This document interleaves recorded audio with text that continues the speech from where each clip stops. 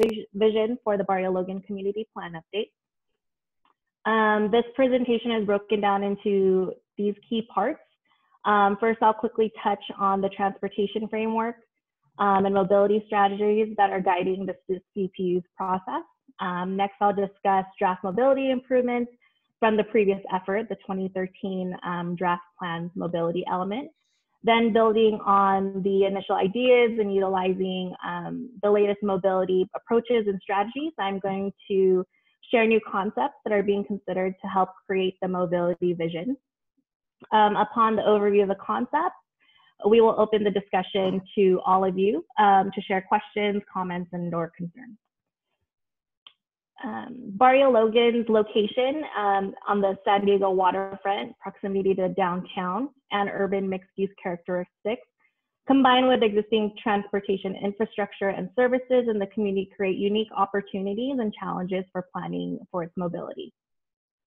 The main mobility objective is to preserve the essential character of the neighborhood while creating a comprehensive, interconnected, multimodal circulation system that supports convenient, equitable movement of pedestrians, bicyclists, transit users, and motorists who travel within and to and from Barrio Logan. As part of the plan update efforts, we are not just considering the existing needs and opportunities in the 2013 plan's mobility improvements, but also making sure to align with all the latest and greatest citywide plans and strategies, such as the Climate Action Plan, and in particular, the city's goals of reducing greenhouse gas emissions by increasing non-vehicle mode shares, reducing commute distance, and identifying opportunities for roundabouts. Communities by identifying enhanced connections to destinations and providing sustainable mobility options that complement the land use. Vision Zero and identifying mobility improvements for all users. And lastly, as the current state of practice of focusing on moving more people efficiently through the community. We're also aware of ongoing projects or planned investments in the transportation network adjacent to our community by other public stakeholders and leveraging those investments with the plan and allowing for future integration. Future solutions of critical regional connections and infrastructure in the San Diego region is being led by the SANDAG through the 2021 regional plan process currently underway, and key strategies known as the 5 big moves. Coordination with the U.S. Navy to reduce congestion on 32nd Street through the construction of Vesta Street overcrossing at Harbor Drive. Also coordination with the Navy on their 2030 mobility vision for Naval Base San Diego, which includes access, circulation, and operational improvements. The Port of San Diego's Harbor Drive 2.0 concept that modifies the segment northbound and southbound of Harbor Drive within Port Tidelands to include a multi-use pathway and a flexible lane dedicated for trucks and/or transit buses. Also, the Port of San Diego has been conducting a comprehensive and inclusive integrated planning initiative to update their port master plan. In addition to supporting a full equitable range of choices for the movement of people, the efficient movement of goods to and within the port and Barrio Logan and furthermore throughout the region is also critical. Truck restrictions such as those illustrated from the 2013 draft plan have been implemented on various roadways in the community to eliminate the impacts of trucks traveling to and from the 10th Avenue Marine Terminal and other port-related industries. In 2018, additional restrictions, such as those shown in magenta, have been added through a route ordinance adopted by City Council. This community plan update also offers another opportunity to strengthen the truck route ordinance and enforcement. Recommendations for potential prohibitions and/or traffic deterring measures will be explored. Here is an overview of the key mobility improvements from the draft plan's mobility element back in 2013. These were prepared based on that planning effort. I'll provide a more detailed recap of these improvements in following slides as well. Share any new concepts we are considering as part of this plan update effort. Cesar Chavez Parkway within the community is primarily a 3-lane collector with 2-way left turn lane under existing conditions. The 2013 draft plan proposed to reclassify and widen the roadway between Logan Avenue and Harbor Drive as a 3-lane arterial and raise median as illustrated in the proposed cross-section on the right. A bike route facility indicated with Sharrow marking treatment was proposed for the entire segment. As a district-like corridor, Cesar Chavez Parkway will be the spine of the community village area.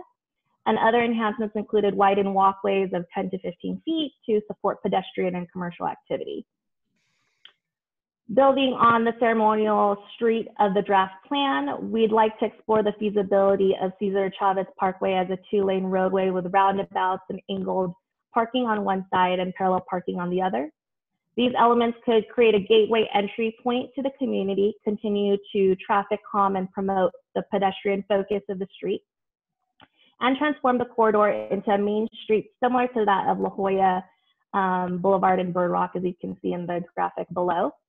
This proposed configuration would also further the policy of providing street improvements that dissuade trucks from using the Cesar Chavez corridor. The draft plan recommended implementation of traffic calming measures such as pop-outs, wider sidewalks for shorter crossing distance, and sharrows along National Avenue between 16th Street and 26th Street to further enhance the pedestrian and bicycle safety and comfort.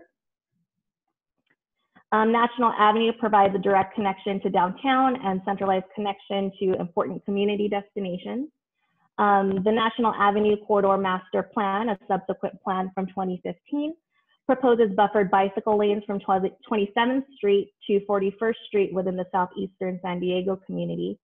A new concept we'd like to explore the feasibility is to extend the bicycle lanes into Barrio Logan, west of 27th Street, connecting to adjacent communities while still having traffic calming measures installed where feasible.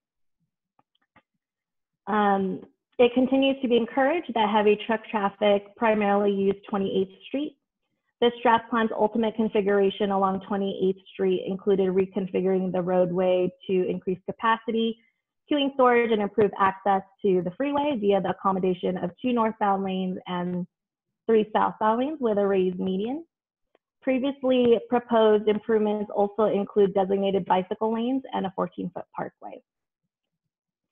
New concepts that we are acknowledging include those that are part of the Harbor Drive 2.0 concept, as this freight corridor will traverse the intersection of 28th Street and Harbor Drive, and it proposes modifications.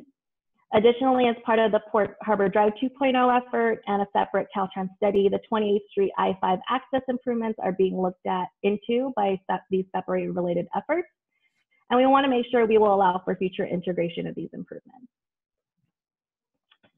The 2013 draft plan proposes the implementation of active transportation enhancements that include widened sidewalks to improve pedestrian safety and a multi-use path for recreation and cycling opportunities along north side of Boston Avenue between 29th and 32nd Street. That would be adjacent to the future Boston Avenue Linear Park. We still think that it makes sense to move this improvement forward to serve the existing and future residents of the Boston Avenue corridor and to help make walking and biking more appealing. In the 2013 draft plan, it was recommended to reclassify Main Street between Evans Street and 26th Street as a 2-lane collector with 2-way left turn lanes upon build out of the plan.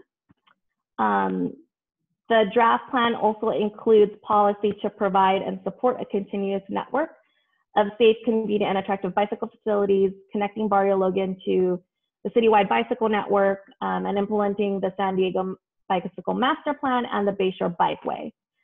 Potentially employing this policy is a new concept that is more comprehensive and integrating with larger bicycle connections. And with that, I'm going to hand off the presentation to Everett Hauser, Mobility Program Manager with our Transportation and Stormwater Department.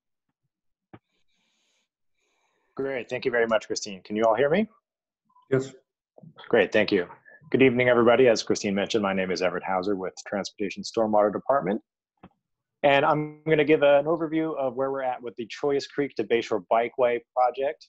As you can see on the slide here, this was the previous alignment for the Choice Creek to Bayshore Bikeway, highlighted by that yellow line. It went from Petway Park, just to the right of the green area, along Choice Creek, up to Rigel Street, and then along Main Street, back along Choice Creek, and down 32nd to join up with the Bayshore Bikeway. This is a project that was very community driven by the Groundworks Foundation and was developed over many years, starting way back in 2014. And then it was brought to the city for some development. It began design. Unfortunately, we ran out of funding, and so it was returned to us. And most recently, in participation with other groups as part of the Harbor Drive studies, we were getting ready to start this project back up, but then had conversations with the Navy about their concern about potential impacts to 32nd Street and access. And so I believe, next slide, this shows just some of the examples of what that bikeway was going to look like along Choice Creek. You can see the image on the left there, the existing conditions, and then the Class 1 path that would have been established. Next slide.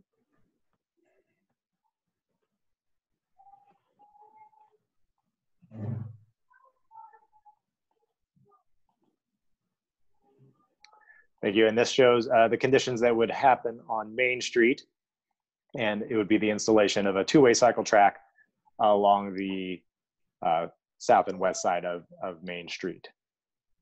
Next slide. And so, as I mentioned, as we were getting ready to start the project back up almost 2 years ago, in having discussions with the Navy and their concerns, you can see the cross section here where the two-way cycle track would have been extended along that outbound side or the eastern side of 32nd Street. But then with the concerns of the Navy, since we had the opportunity to reevaluate the project since it wasn't in design anymore, we took that to heart after discussions. And so we looked for alternative routes to finish the project up and make the connection from Choice Creek to the Bayshore Bikeway. And that's what we're gonna explore now. Next slide, please. So again, here's an image from the draft 2013 plan of the previous Barrio Logan Community Plan, just a lot of Class 3 bikeways. But with this next slide, this will show the alignment of what we're proposing. The Class 1 along Choice Creek, coming up to the purple line on Main Street, that is what would have been in place with the previous project. But instead, now we are proposing to continue that along Main Street and then either down to Schley or Sampson Street to make the ultimate connection with the segment of the Bayshore Bikeway that Sandag is continuing to pursue and will eventually build out. So next slide, please. And so what we have with that is still many of the same features and separation from vehicle traffic that the previous project would offer. Same consideration on Main Street. Here it is just east of the I-15. Next slide. There would still be portions along Choice Creek as it goes underneath I-5. Next slide, please. And then what would be new in this consideration would be the westward extension of the two-way cycle track along Main Street. So in the image on the left is an example of that along west of 28th Street. And the image on the right is just a cross-sectional view of what that improvement could look like. So it would take some reconfiguration of the roadway, but we would maintain travel lanes and parking along the residential area for consideration. Next slide. And then just as mentioned, this is a summary of the roadway configurations that would be required to accommodate this realignment and project. Mainly it requires some of the lane reallocation space and also some parking removal. But there are options to make sure that the design is flexible enough to either consider where there are turn lanes and maintaining through traffic or the parking. So there is flexibility, but this is an initial summary. Next slide, please. And then here's just an overview again of the proposed alignment with some of the features highlighted that we previously saw. So the Class 1 facility along Choice Creek up in the top, the Main Street cycle track, and then the extension of that west along Main Street, again, to either Schley or Sampson to make up with that ultimate connection at Harbor Drive. And I believe that is my last one. Yes. Great. Thank you, Everett. Thank you, Christine. So In terms of, there's a myriad of steps between where we are currently at and the approval of the final updated plan. However, here is just an overview of our CPU's mobility process broken down. These components include understanding our guiding principles, assessing the previous identified improvements and related documents to refine our mobility network, and working collaboratively with other city staff and other disciplines in the planning process and communicating our proposals to the community stakeholders and hearing public feedback, which is kind of where we're at right now. Upcoming steps are modeling and updating our mobility deliverables for the community plan update and the CEQA, our environmental impact report. Now going to open it up for discussion. This will be an opportunity for you to provide input in regards to mobility in the community, particularly if interested in feedback on these new concepts listed. And that's the end of that presentation. Christine, thank you very much. This is really interesting. There's some really interesting ideas in here. I have some questions, but first, I know the Environmental Health Coalition has submitted a letter that I think you have that has some suggestions for traffic calming. And have you had a chance to look through those and see if they can work, or if there are ideas that would be included in the mobility element of the plan? Yeah, so we received the letter yesterday afternoon. I have had a chance to read it myself, and I did see that there's additional prohibitions and some truck deterring measures that are being proposed. That's something we'll go ahead and consider as we further delve into it. Some of it is at the operational level. So we've since forwarded that to our senior traffic engineer and operations for their review as well. So that is, those are some recommendations that we'll definitely be looking into and seeing if it makes sense to fold in into this upcoming effort. Yeah, I mean, one of the things that I know they're trying to do, which I happen to support, is to try to find some way to avoid the situation where a truck comes pulling off the freeway on the Cesar Chavez exit at Beardsley, and there's a small sign that says you're not allowed to bring your truck through the community if it's over 5,000 or over 5 tons. But people blow right through it, and so how do you solve that anyway? Yeah, to help with enforcement. Right. The other opportunity I'd like to offer is that I know that Vicki Estrada has a presentation. Vicki, is this appropriate time for you? Yes, it is. Okay. So if I can share my screen.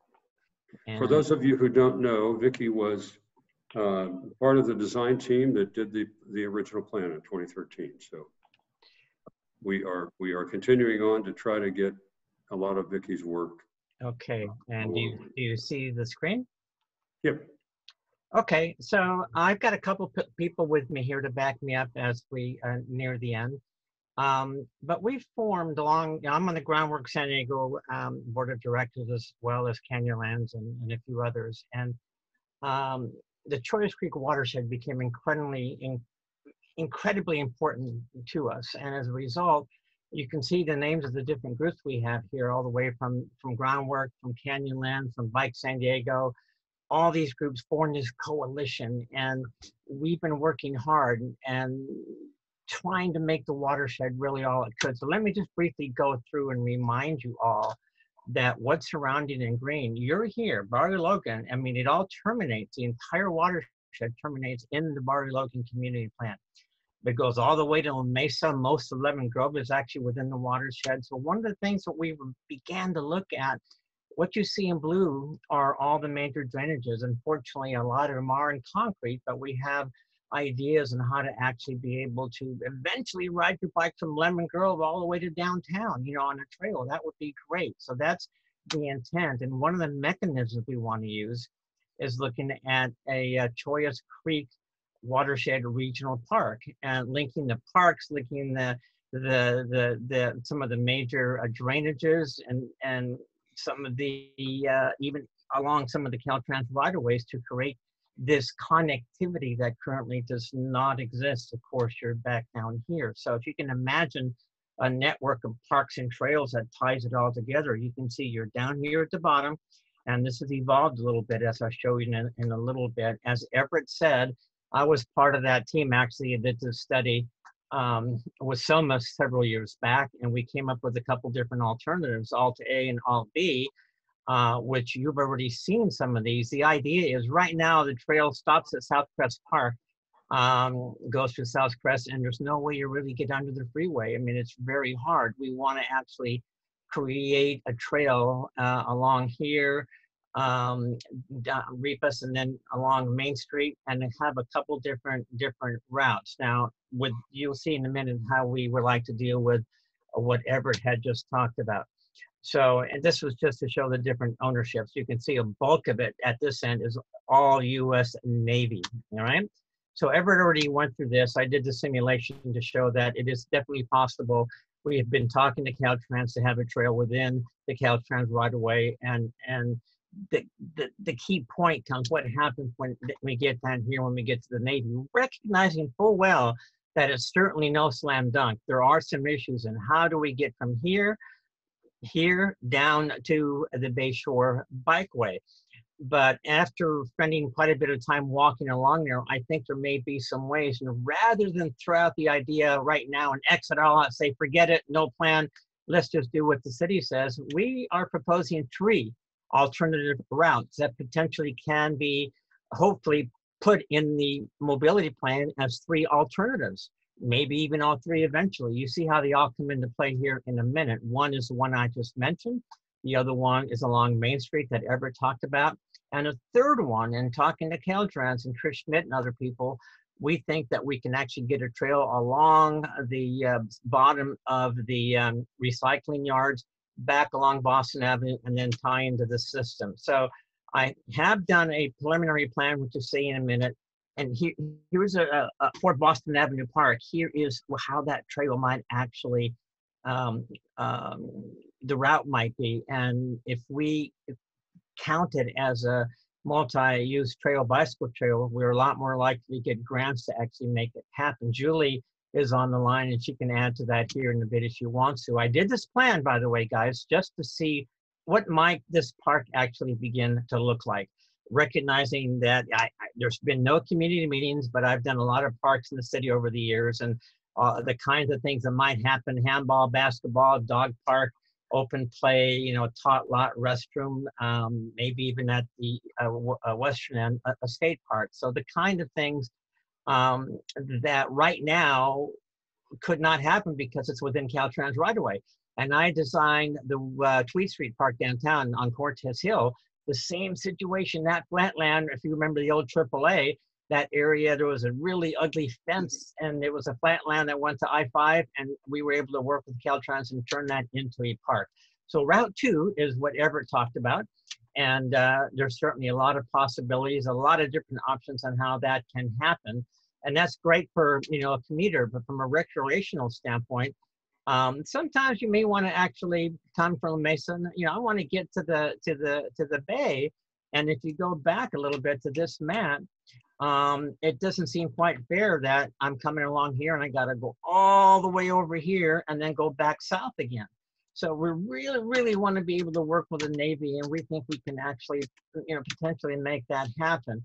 So we need Route 3, which obviously I've talked about. We would like to encourage Route 2 to continue, and Route 1 within the park. And here's a blow up, by the way, of what that trail to the park might begin to look like. So with that, Julie, do you want to say a few things about this plan, about the route? Vicki, before we go to Julie, can you make sure you send this PowerPoint over to Mark? I will do so. Thank you. As soon as I'm done. Julie, are you on? Julie, are you there? Yeah, can you guys hear me? Mm-hmm. Yep. Hi, everyone. Thank you, Vicki, for that awesome presentation.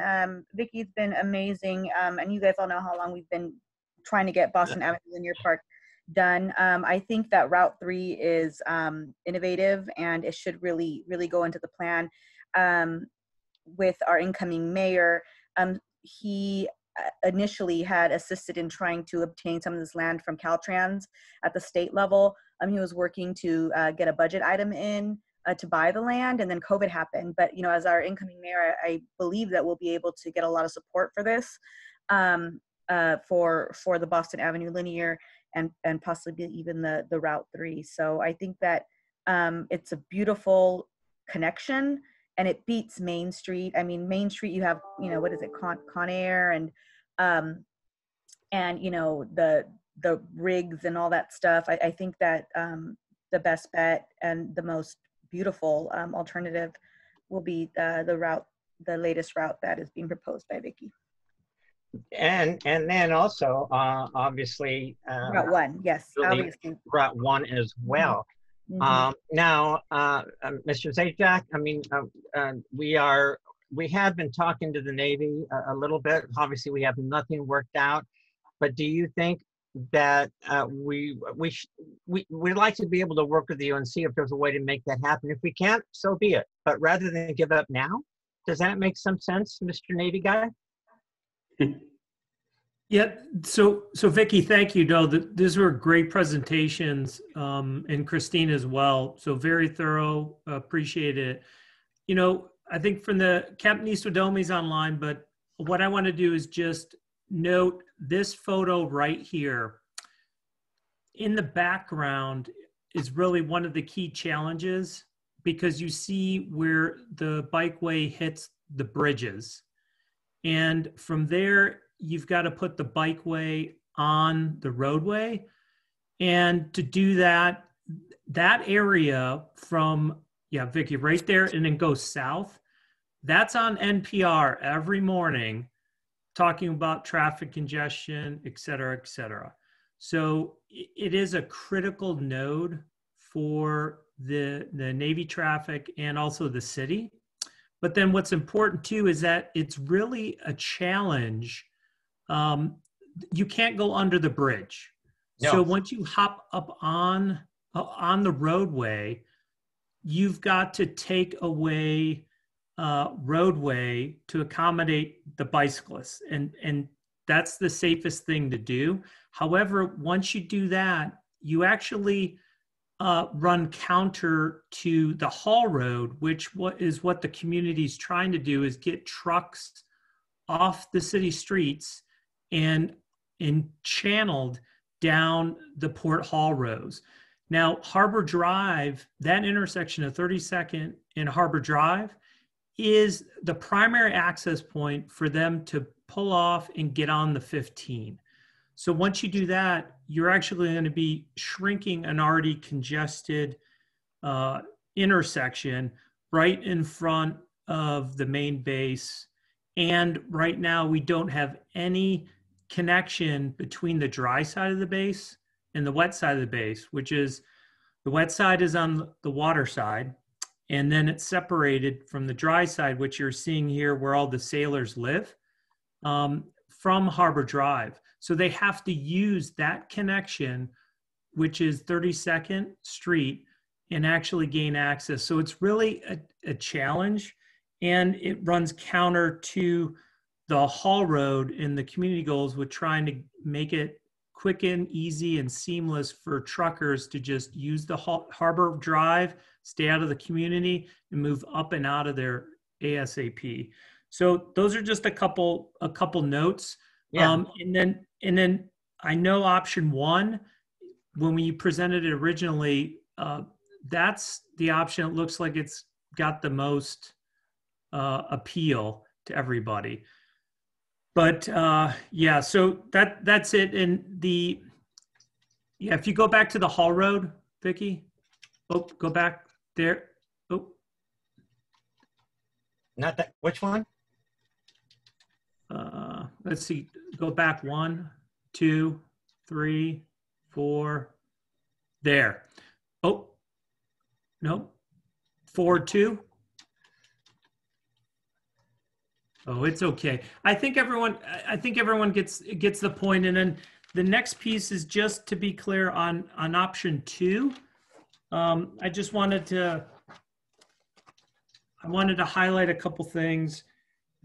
On Main Street, well, one of the things we've got to look at is just balance that is the primary bus route on Main Street.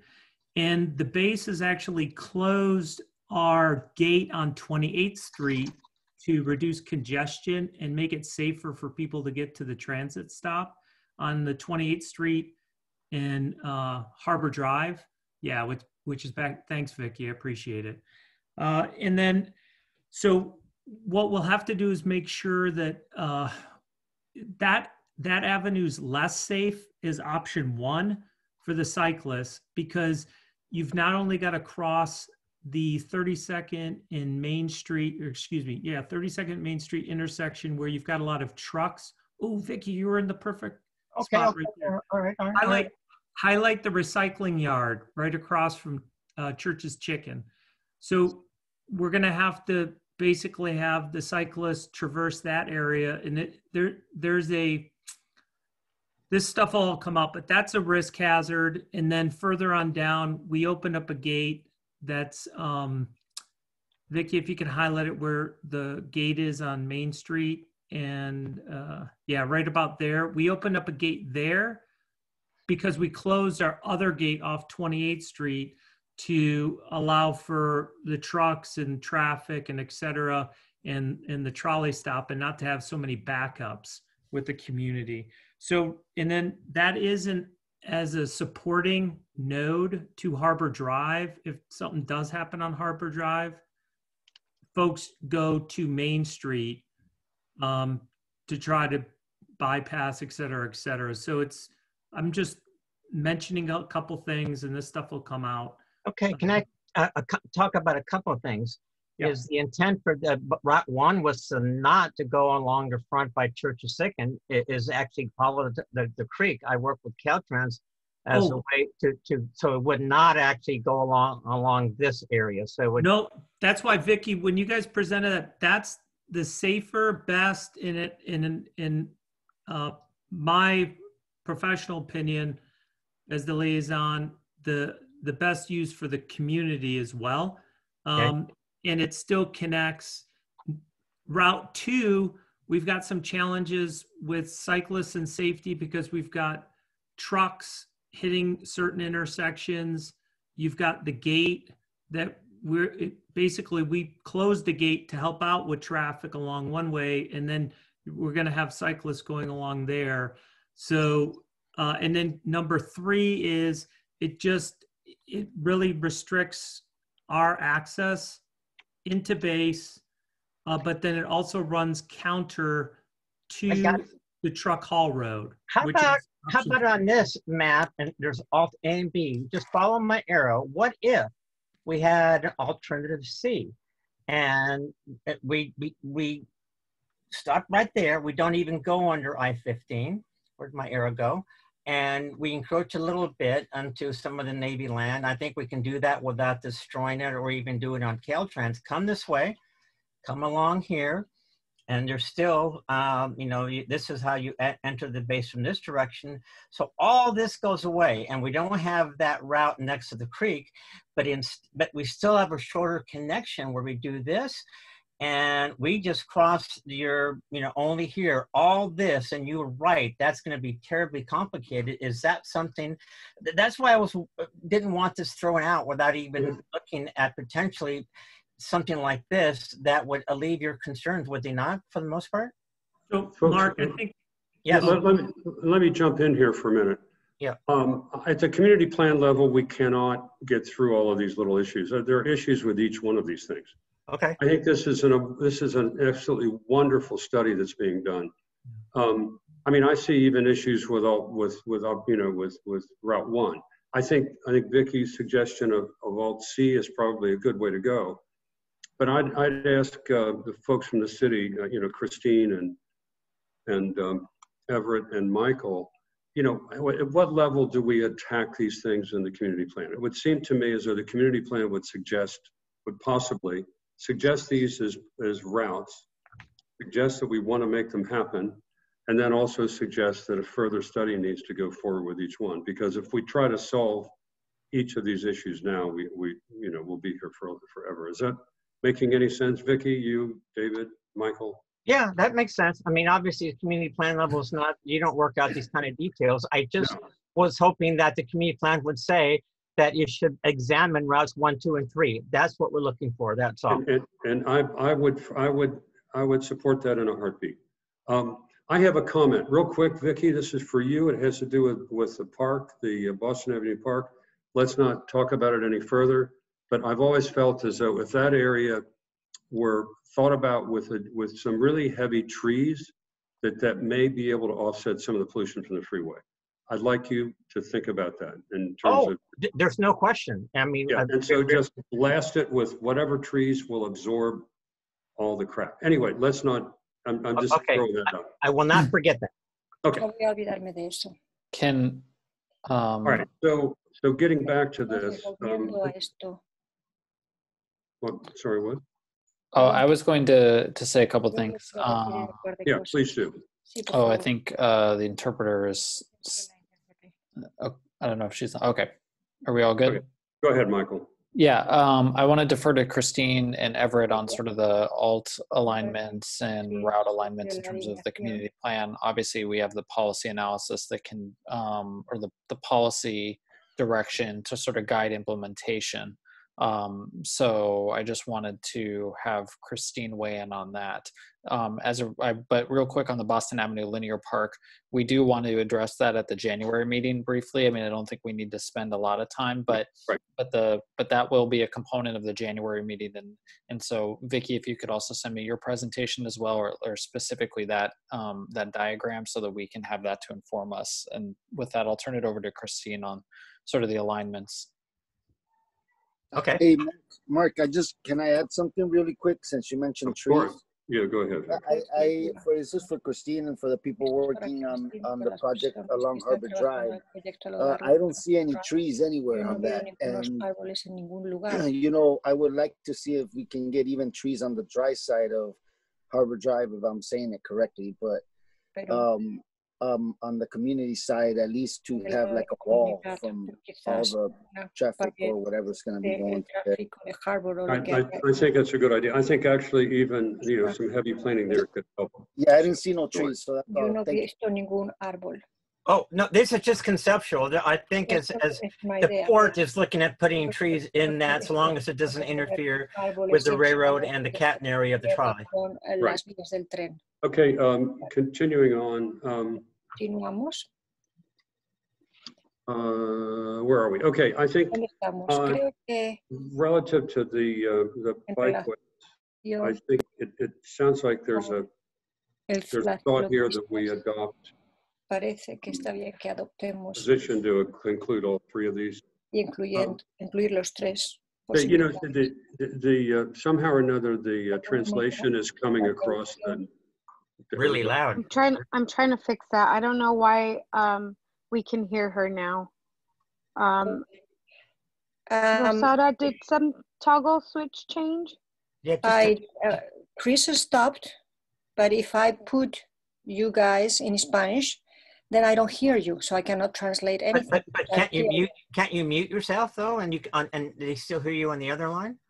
Let me try. I am going to mute myself. I do hope they hear me. I don't think if she mutes herself, she'll. I don't know what happened because we're all on English mode, right? Yeah, give it a shot. I think they should, but still be able to hear you. It's a different channel. Yeah. No. ¿Está bien? No. Okay. Well, let's continue on. Myself mute. I will switch to Spanish, but no, I can't because then I don't hear you. So I cannot. Can I say something? Hello? Who is this? Can I say something quick? Can anybody hear me? But who is talking? I don't know. I can't. Oh, it's Chris. Okay. Yeah, yes. Kristen, I can hear you, yes. Back in as I did. And I will just continue interpreting until she comes back in, okay? Got it. Okay. Okay. Let me turn it off. I suggest, Michael, if you're good with it, I suggest since we've heard so much on the bike paths that we go ahead and take community input on that, the planning group input, And then we'll go back to the to Christine's presentation of basic roadways and streets. Does that make sense? That's fine by me. Christine, Everett, I don't know if there's anything particular that you wanted to respond to or address before that, or if you just wanted to open it up to questions and comments. I'm open to just opening it up to questions and comments and feedback on the newer concepts. And then in terms of the 3 routes, thank you for Vicky for walking us through that. You know, I suggest that we can examine that via policy.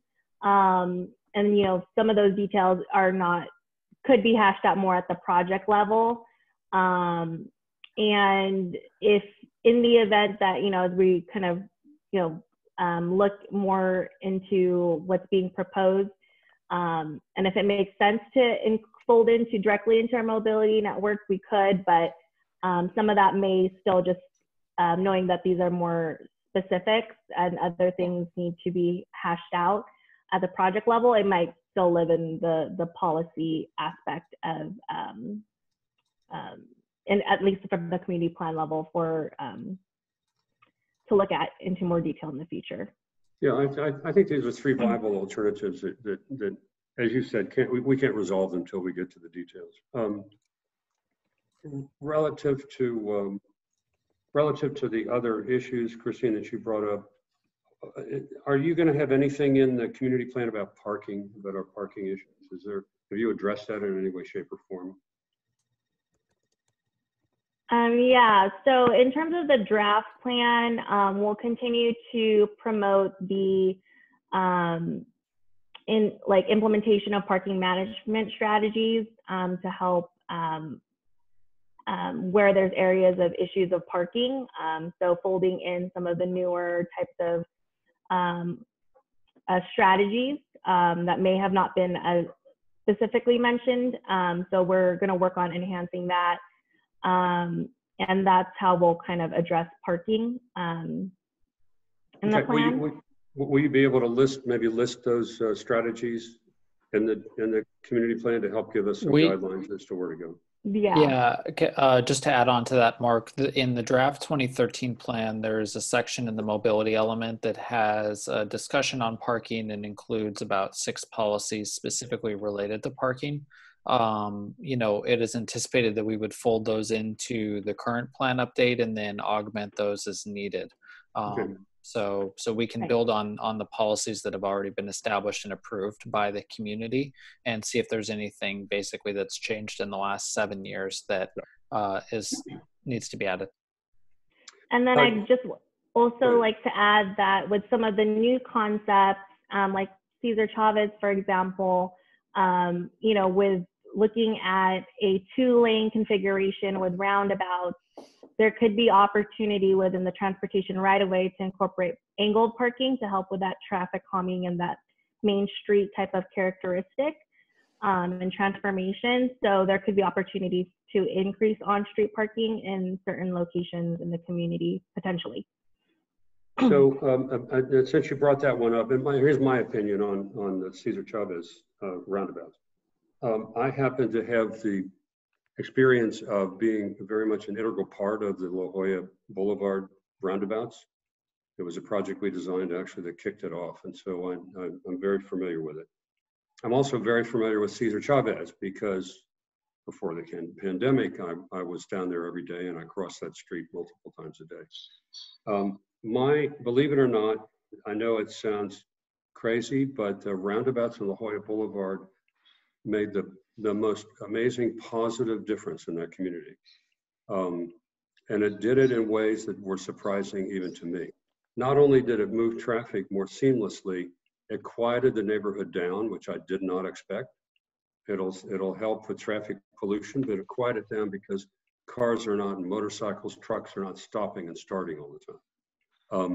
It makes the left turn and the left turn movements a lot more rational and reasonable, and we have those issues. I don't know. I mean, I've come close to death many times trying to cross Cesar Chavez particularly at National.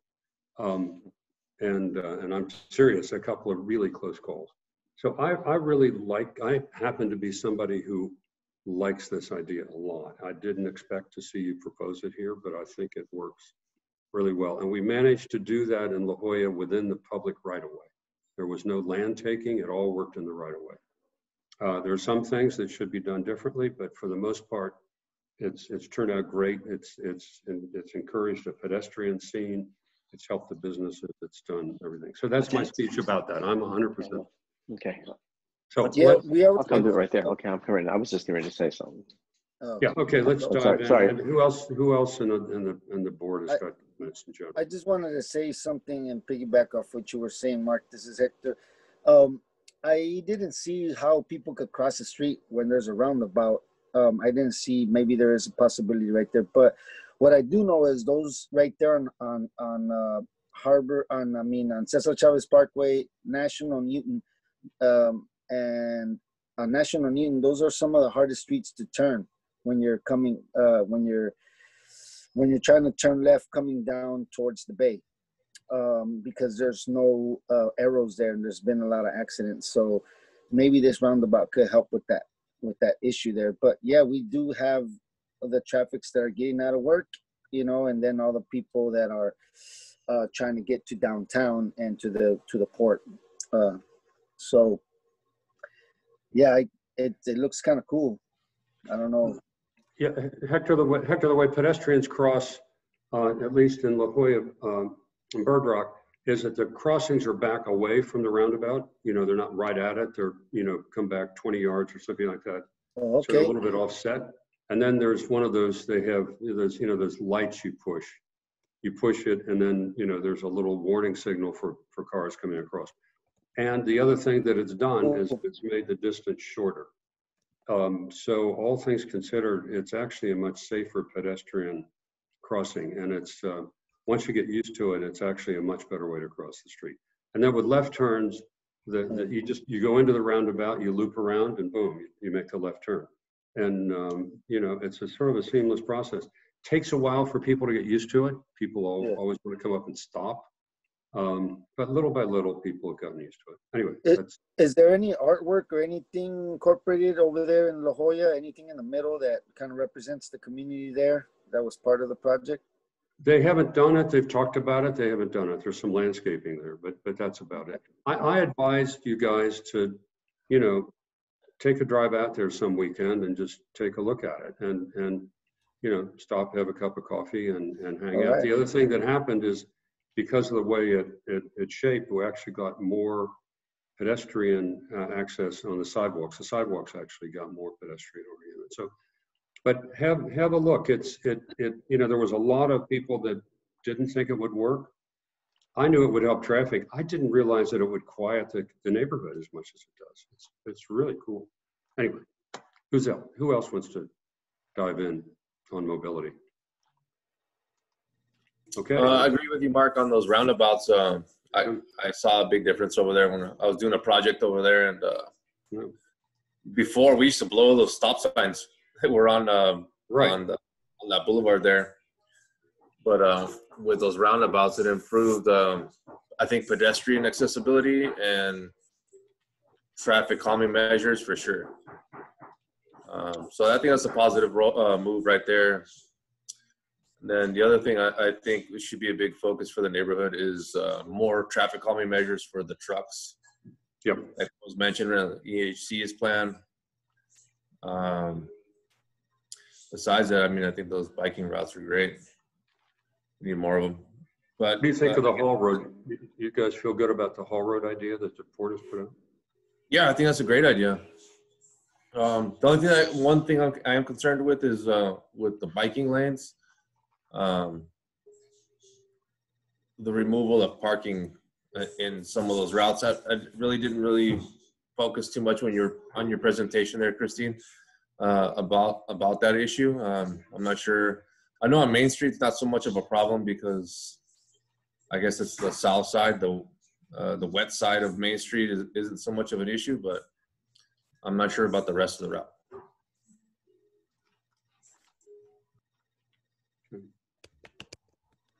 So, folks, is there anybody else from the public that would like to speak to this? Anybody we haven't? Well, I just wanted to add, Sorry, I just wanted to add to what Klaus was saying is the parking as well. I know there's a lot of businesses in that area on Harbor Drive that there's not a lot of parking there. There's metered parking, or there's like 15-minute parking. So I don't know, is Tom here in the meeting? He's here. Yeah. Yep, I'm here, Hector. All right. No, I just wanted to just mention that since you're right there and how that would look for you. I know. I'm trying to think about the whole parking situation too. There's never a perfect solution to it, you know. It's always a challenge because we're a community that supports the economy of San Diego. So we have so many additional workers who use it during the day. So parking is just constantly hammered.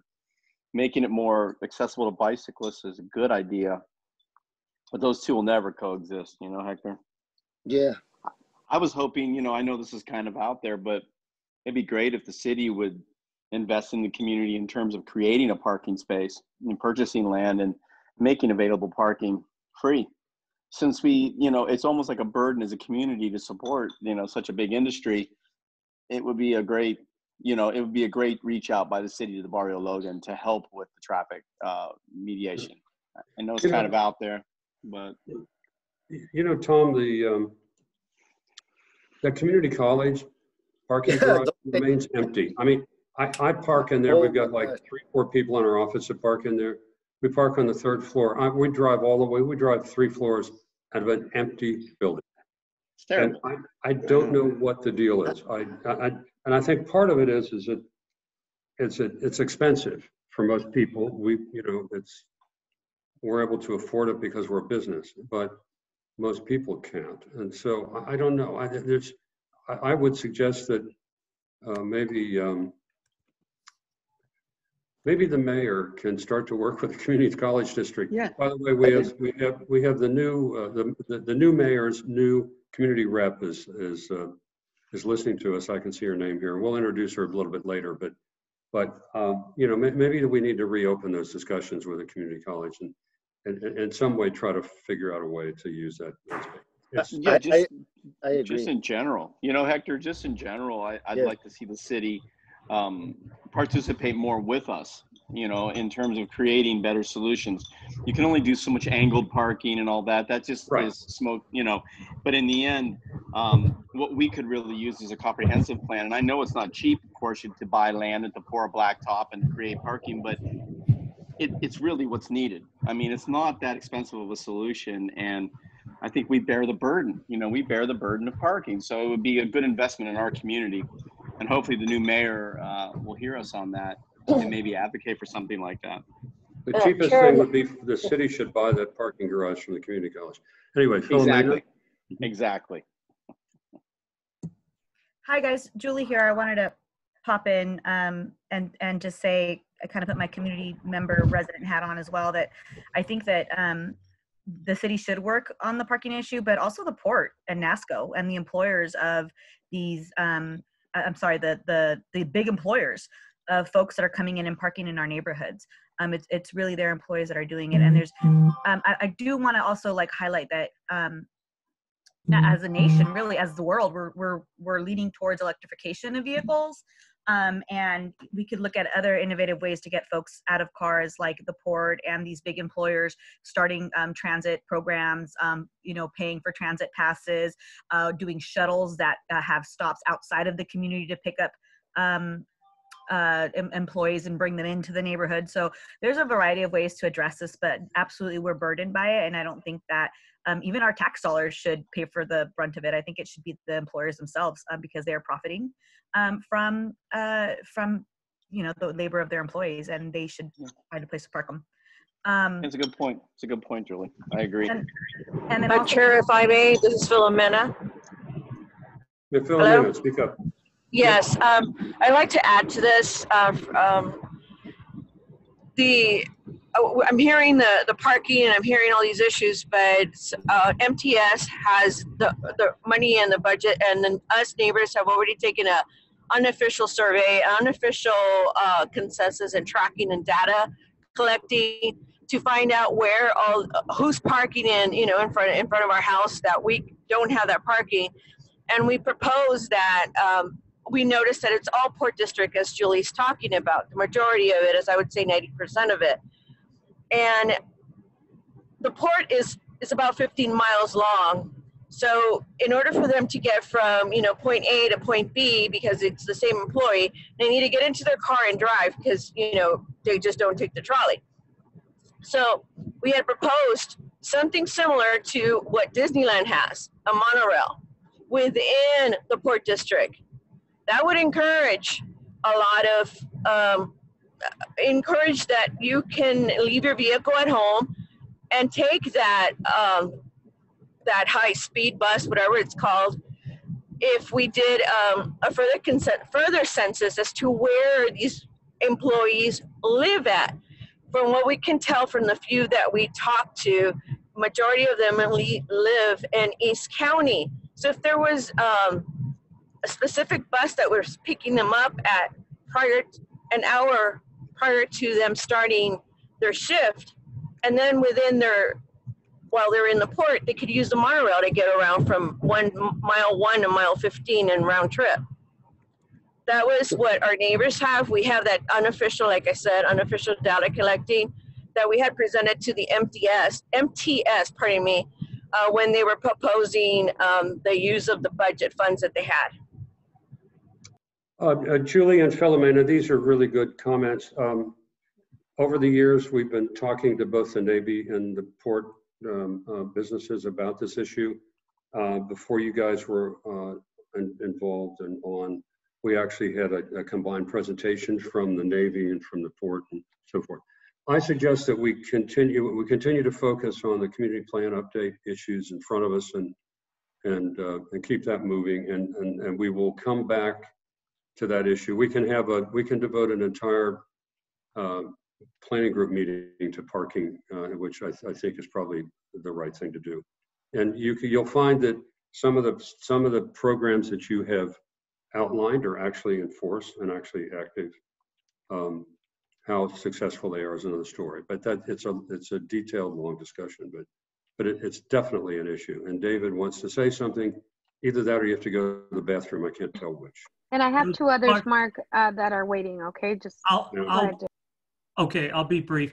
Julie made good comments, and just want to let you know that based upon our involvement with the planning group, we have marketed and broadcast and actually had a lot of adoption with our sailors that are on the base that are actually commuting down to the shipyards via trolley. So they're not parking in the communities. Now I know because of COVID, we've got a little bit of spike and there's always room for improvement, but just so you know, from the Navy side, we are pushing Sandag iCommute and the federal government transportation incentive program to get people to use active transportation. And last thing, because I know Nicole's here, but she's heard it and she was surprised, but the Navy actually, the base has the highest population of cyclists per any employer, which is about 3%, and we're trying to grow that. So just wanted to say that we are doing those things, but there's always room for improvement, and we'll continue to do so. Thank you. Yeah, the Navy is certainly fully aware of it. Okay, Marisa, who's up?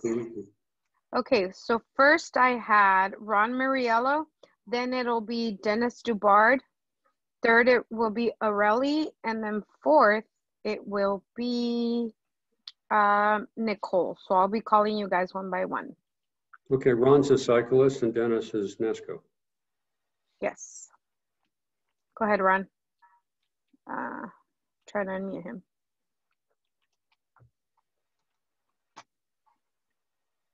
Okay, Ron, you're still muted. Ron, we can't hear you. There you go. Okay. Can you hear me? Yes. Yes. Very good. Two quick observations. One is I do take that bike route 2 to 3 times a week, both directions. And I think whatever is being budgeted needs to include maintenance because it is poorly maintained and it is degrading itself very quickly with tree roots and overgrowth.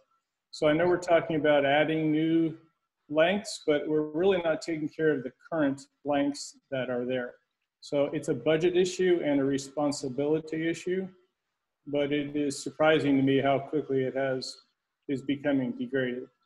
That's an observation from whoever can take note of that.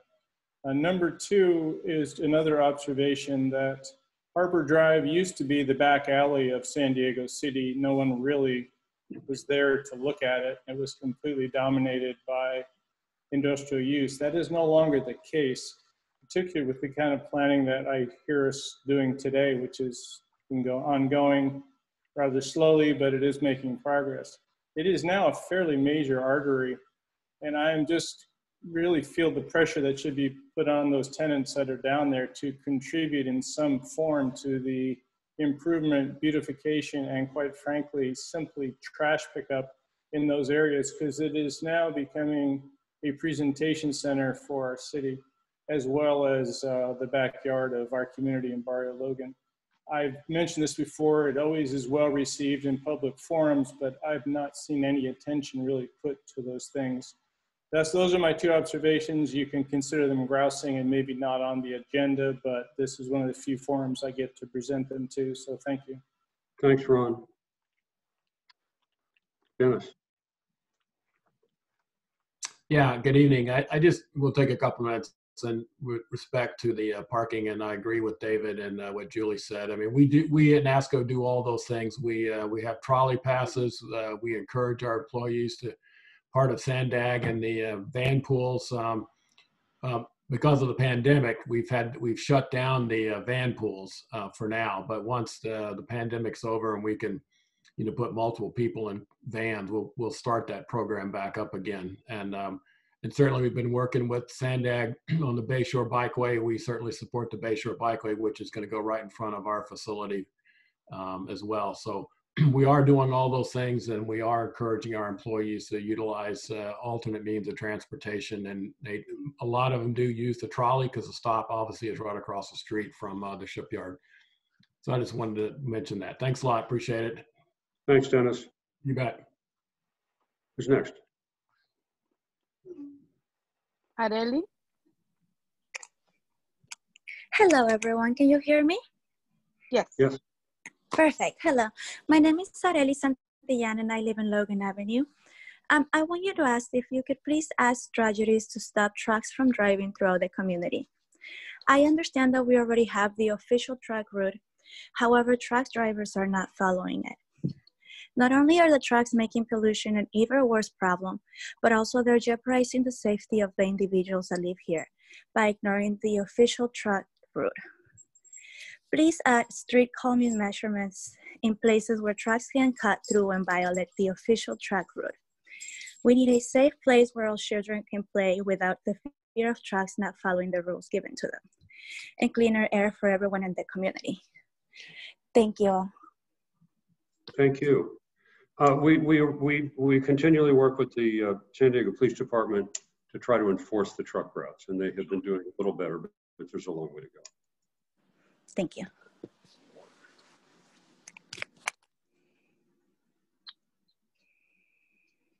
Who's next? Sorry, one sec. I'm trying to unmute Nicole, but I lost her.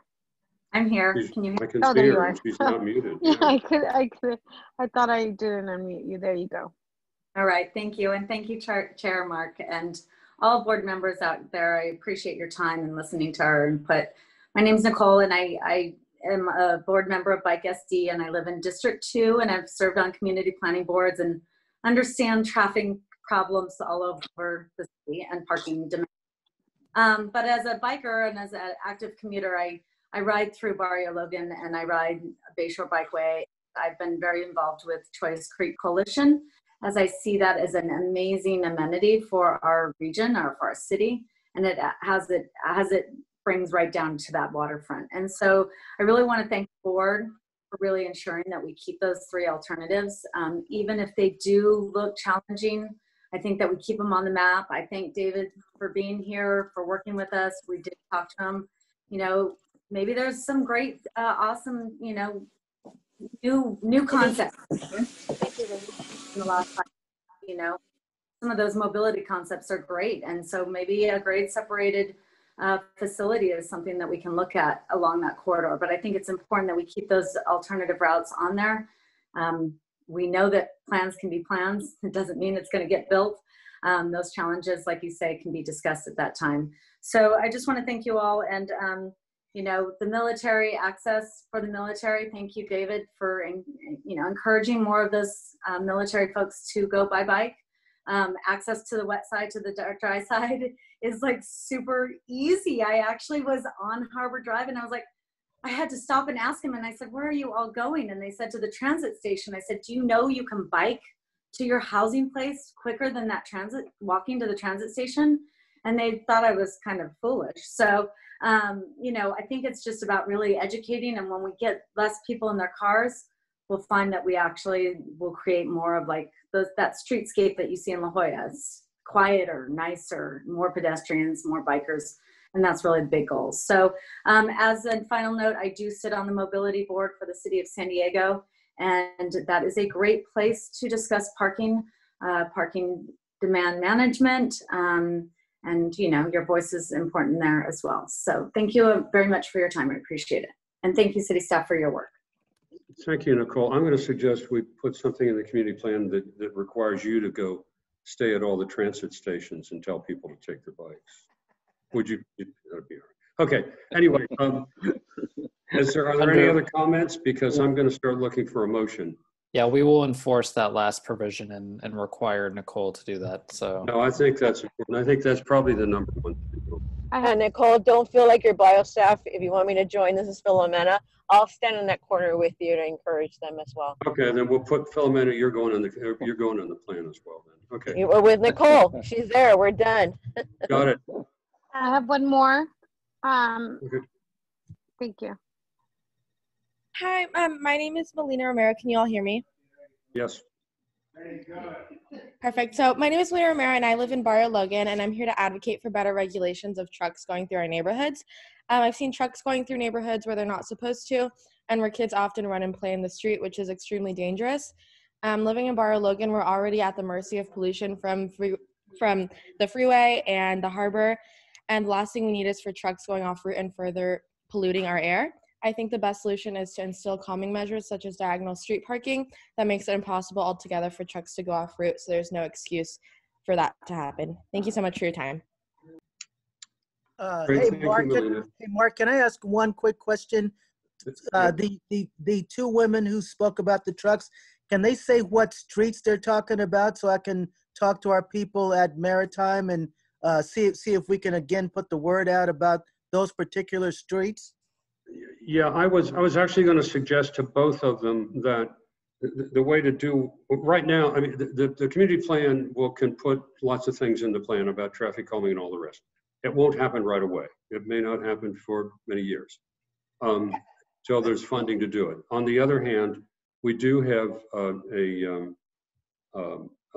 truck route plan that thankfully the Environmental Health Coalition put together and got approved by the City Council. We have been working with the police to try to enforce it. One of the best things you can do as a resident, if you see trucks, take their picture. Take the picture, including their license plate.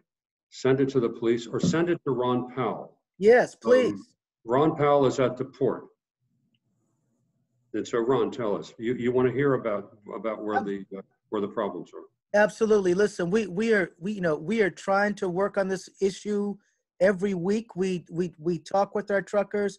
We talk to them about the truck route that they're supposed to be on. You know, so we do that. We give them maps, the whole 9 yards. And so if this is a port related truck, we definitely want to know about that, because we don't want to have this issue with the community. You know, this is one of those things that we can fix if we know who the offenders are. You know what I mean? And so if you can send a photo of the truck to me at rpowell, RPOWELL at portofsandiego.org. rpowell at portofsandiego.org. Please do so. Thank you. Thank you, Ron, and thanks to you folks for being our community watch folks. All right, anybody else on the subject of the first piece of item 4 tonight, which is mobility? Julie again, sorry, I just wanted to chime in again one more time. Thanks for your patience, guys. Thank you, Ron, for that. Thank you for offering that up. I personally live on Beardsley, and I mean, there's 15 trucks that go by every day at least, and they come off of the I-5 and they go straight down Beardsley past Perkins onto Harbor Drive, and some of them turn off to you know, other businesses, Northgate, and the other day I saw a FedEx truck. But they're all drainage trucks. I just wanted to tell the planning group and put it out there and say that, and the city as well, that this is an amazing opportunity to study and put these street calming measures in there, because the SDPD has done all they can, and the port, as Ron mentioned, is doing all they can. They're educating their truckers. You know, they're working on you know, Harbor Drive 2.0. So you know, the port is on board, but at the end of the day, you know, a lot of these truckers are small business owners, and they're going to want to save their gas, and they're going to want to go through, and they're going to want to take their shortcut, and you know, you can't really blame them. And the only way to truly solve the problem is to physically impede them from taking shortcuts, and the only way to do that is by infrastructure, by roundabouts, curb outs, or even low cost things like perpendicular parking. And so I just urge the community planning group to not approve the mobility element until all of them are studied and put in to the plan, because even though, as Mark mentioned, I'm sorry, it could be years before they're implemented, but then we have a footprint, and organizations like EHC can go after grant money. We can advocate for them. We can do different things to try to get them implemented. But if they're not called for anywhere as policy, you know, we're kind of out to dry, and we can't really do the work that we want to do for the community. So I just, again, encourage the community planning group to not approve the mobility element until these options are studied and introduced, whichever ones are efficient. Thank you. So I think the other issue at the intersection that you talk about, because I'm affected by it as well, is signage. There's no possible way that anybody driving off the freeway sees the little sign that says, you can't come in here if you're over 5 tons. I think I don't know if it's the port or maybe Stephanie from the mayor's office or who, it's something I've been saying for a long time, Julie, and never happens. But I think a good signage program and some way of just saying, okay, you have to stop here, would at least calm it down. And that's something that's very inexpensive. It can happen tomorrow. And so there you go. Anyway, Mark, could I just chime in on that real quick? One thing that I always thought was super simple solution to that was painting the asphalt. Like you see on the freeway, like this 5 South, you know, those big old painted lines that they did on the freeway. It's a fairly simple solution. Just add more paint to the asphalt, and there you go. You can do that. You can put signs that have there's a thing in our neighborhood where there's a street that's not safe for trucks, and they have a sign that's got flashing lights on it, and it's constantly flashing, and it says, "Trucks, don't you dare come in here." And by God, they don't. And so anyway, there you go. And anything like that. Those are simple solutions that can get done quickly. Traffic calming takes a little longer. Anyway, let's go back. Is any more questions, comments? So does anybody want to make a motion about this first piece? Michael, would you like a motion? Just to keep it moving, just to keep the process going?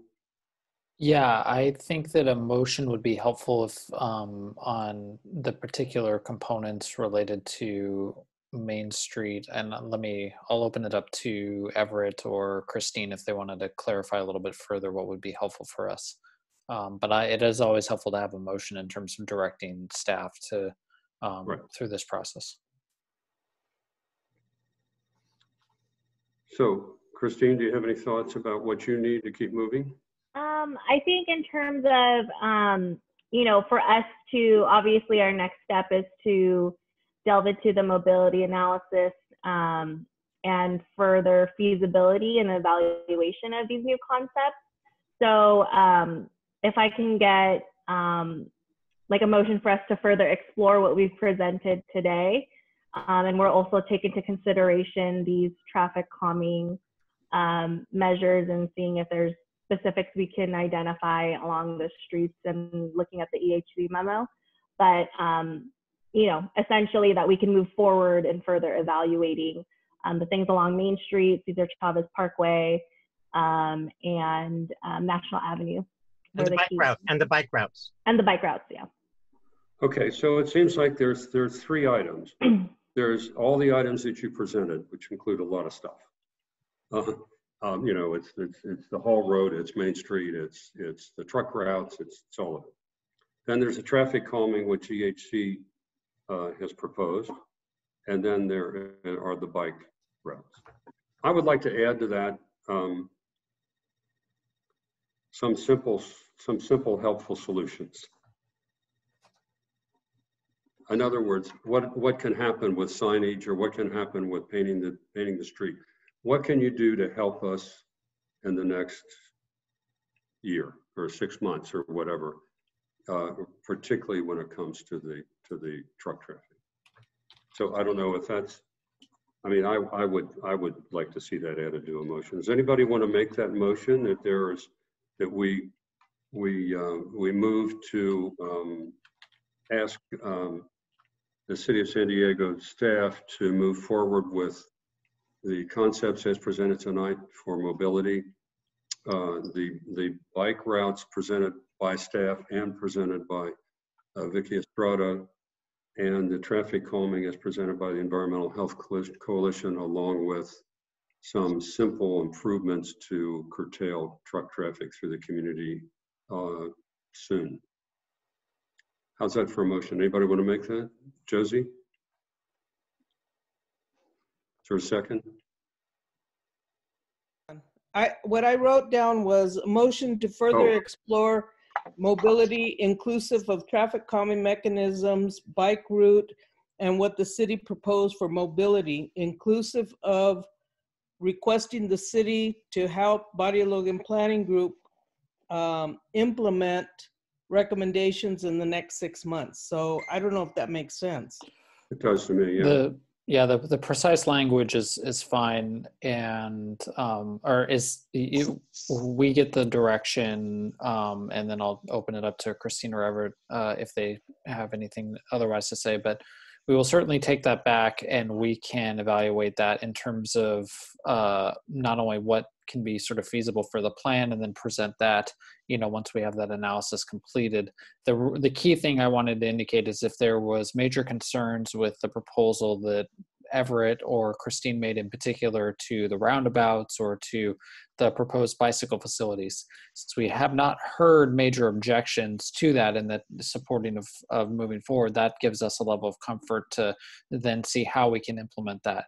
And then your point is well taken in terms of what are things that can be done in the near term to help address current needs in the community. That's obviously beyond the purview of Christine and I, but we can certainly work with city staff that does have more of that near-term implementation between now and the next time we meet, to at least sort of identify who are the appropriate persons in the city to, you know, basically follow up on that point. Chair, if I may, we're in agreement as far as speaking from the residential perspective. We have no objection. There's nothing negative, except we would like just to be considered safety for the residents when they're considering the bike route. We definitely welcome the calming street measures. Just with the bike route, just please take into consideration currently what we have, as others have spoken up, the not being taken care of. And from our perspective, they're being used right now overwhelming by transients and drug addicts to and from, especially cutting through Choyas Creek. That is all. Just to consider it, minor, tiny little consideration on the safety.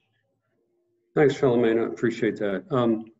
I think there's Josie has outlined a motion. Josie, is that your motion, or you just? Yeah. You want me to read it again? What I have? You can.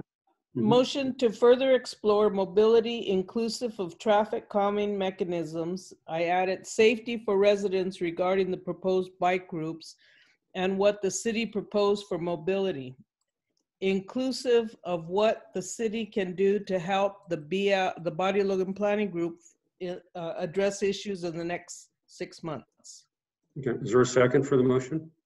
Just one thing I'd like to add to that, Josie and Mark, is just in the traffic calming measures, just if there's a way we can adopt the EAC's letter, that's pretty well outlined as far as what I think we need to be aware of in the future. So, has everybody seen the letter? I mean, I know a lot of us have. I don't know if everybody has. Yes, this is Philomena. Yes, I've seen it. Just tiny little correction. 30th, change that to 32nd. That's it.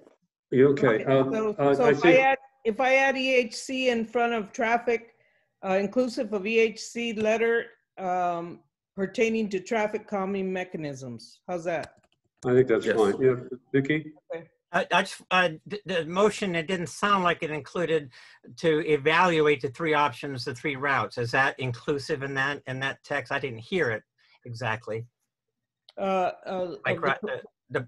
Mark said to look at the 3. I don't know. Yeah, I don't know. Josie, if you picked that up. Yeah, I think Vicki's right. The intention was to include the 3 routes as proposed by Vicki Estrada. Okay, where do you want that? The motion to further explore mobility inclusive of EHC letter for traffic calming mechanisms, safety for residents regarding the proposed bike routes, plural, and what the city proposed for mobility. What do I add to that? I think that the safety for the existing bike routes and an evaluation of the 3 proposed bike routes 1, 2, and 3. And I did send a link to the PowerPoint, Mark, so you should have that as well. Yeah, I see it. Yeah. And just this is Philomena again. Key. No one's talked to the residents that live in Barrio Logan from the 3 routes. And we're not opposing it, but we just want to make sure clear safety for the current existing residents of Barrio Logan. Sure, I think that's inherent in the motion, isn't it? I thought so, but I got it. Thank you. Okay, and Vicki, relative to the 3 bike routes, who's the sponsor of that? I mean, is that coming? Put the Choyas Creek Coalition. Okay, so it's the Choyas Creek Coalition's 3 alternative bike routes. How's that? Exactly. That clarifies it. Okay. Choyas what? Choyas Creek Coalition. Thank you. Okay. We're not going to read it again. No, we'll go for a vote. Did we get a second, Klaus? It sounded like you were about to second it. Yeah, I'll second that. Just wanted that clarification. Yeah, I second that. All right, let's take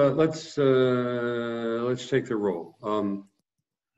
You want to take the roll, or is anybody opposed to it?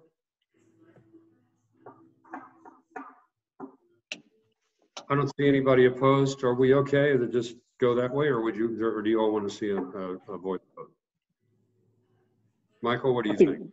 I think we're good. Okay. All right. So that's a unanimous. Yeah, I'm fine if there are no objections, then assume adopted unanimously by members present. So. All right. Okay. I want to thank everybody that talked. I'd like to really thank Christine and Everett as well, but also Vicki. I'd like to thank the Environmental Health Coalition for the work they've put into this, and everybody that they've involved. So I think this is really a step forward. Thank you, Mark. Yes. So let's move on to the next item. I think action item number 2. Michael, you up at 7:30?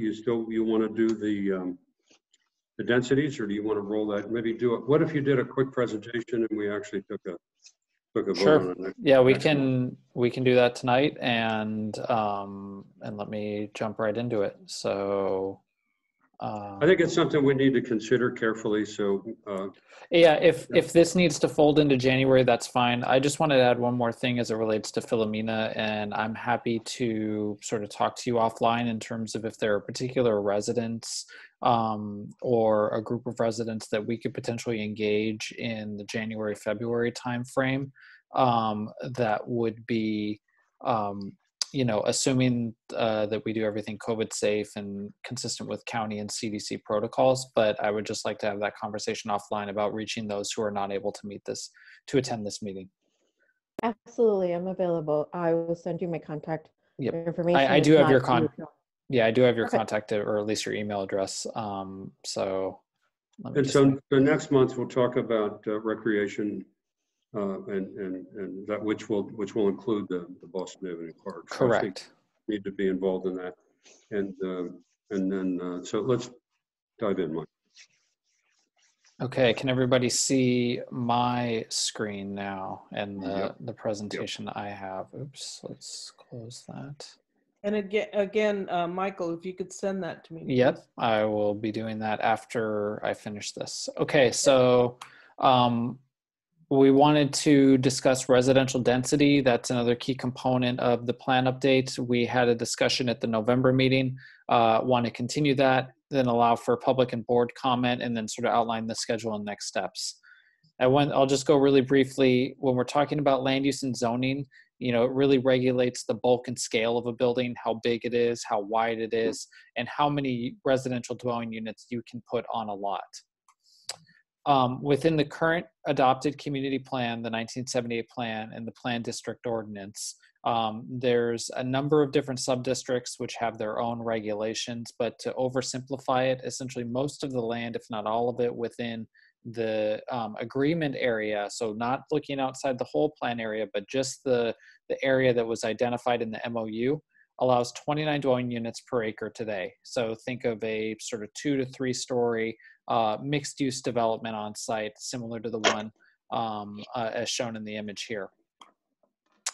So what we heard from and really what we're focusing on are 2 areas that would allow for residential. The first being the neighborhood commercial area. It's actually 3 if we're going to call the recycling yard, so we'll talk about that. So the neighborhood commercial area from Evans to 32nd along Newton, and then moving over to Main Street. The current adopted plan allows for 29 dwelling units per acre.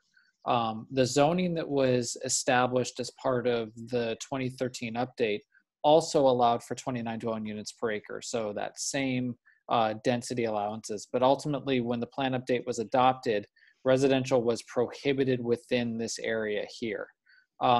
So the discussion at the November meeting was to just propose 29 dwelling units per acre consistent with what's currently allowed in the 2013 plan.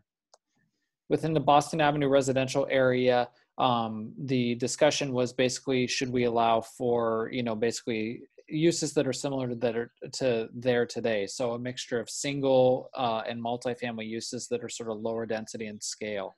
You know, currently the plan does allow for 29 dwelling units per acre. The 2013 plan proposed to allow a low medium density range, so 10 to 14 units per acre, thinking single family lots and small lots or townhomes, those types of smaller units. So that was being considered, and that was sort of the recommendation from the group. The only other area is the recycling yard. Again, this was identified as a heavy commercial in the adopted plan, so it wouldn't have allowed residential as part of 2013. Excuse me, not the adopted plan, the 2013 plan. Currently, it allows 29 units per acre, and the group sort of, at least the general discussion at the November meeting was to continue to allow 29 units per acre. We sort of went through some of the characteristics of row homes that you would see in, you know, as new development would come in perhaps along Boston Avenue versus sort of a higher density product, or medium density, I should say, in the commercial areas that allow for mixed use, so the stacked flats. There are options to consider in terms of moving up a density range and looking at multifamily products that allow for a greater number of units and perhaps could address affordability as well. I know there was, the recommendation was sort of to maintain the density ranges that were there, but there is the ability for us to analyze a higher density if there's sort of the desire on the group to consider that moving forward. These again are just a couple of examples. We went through this before.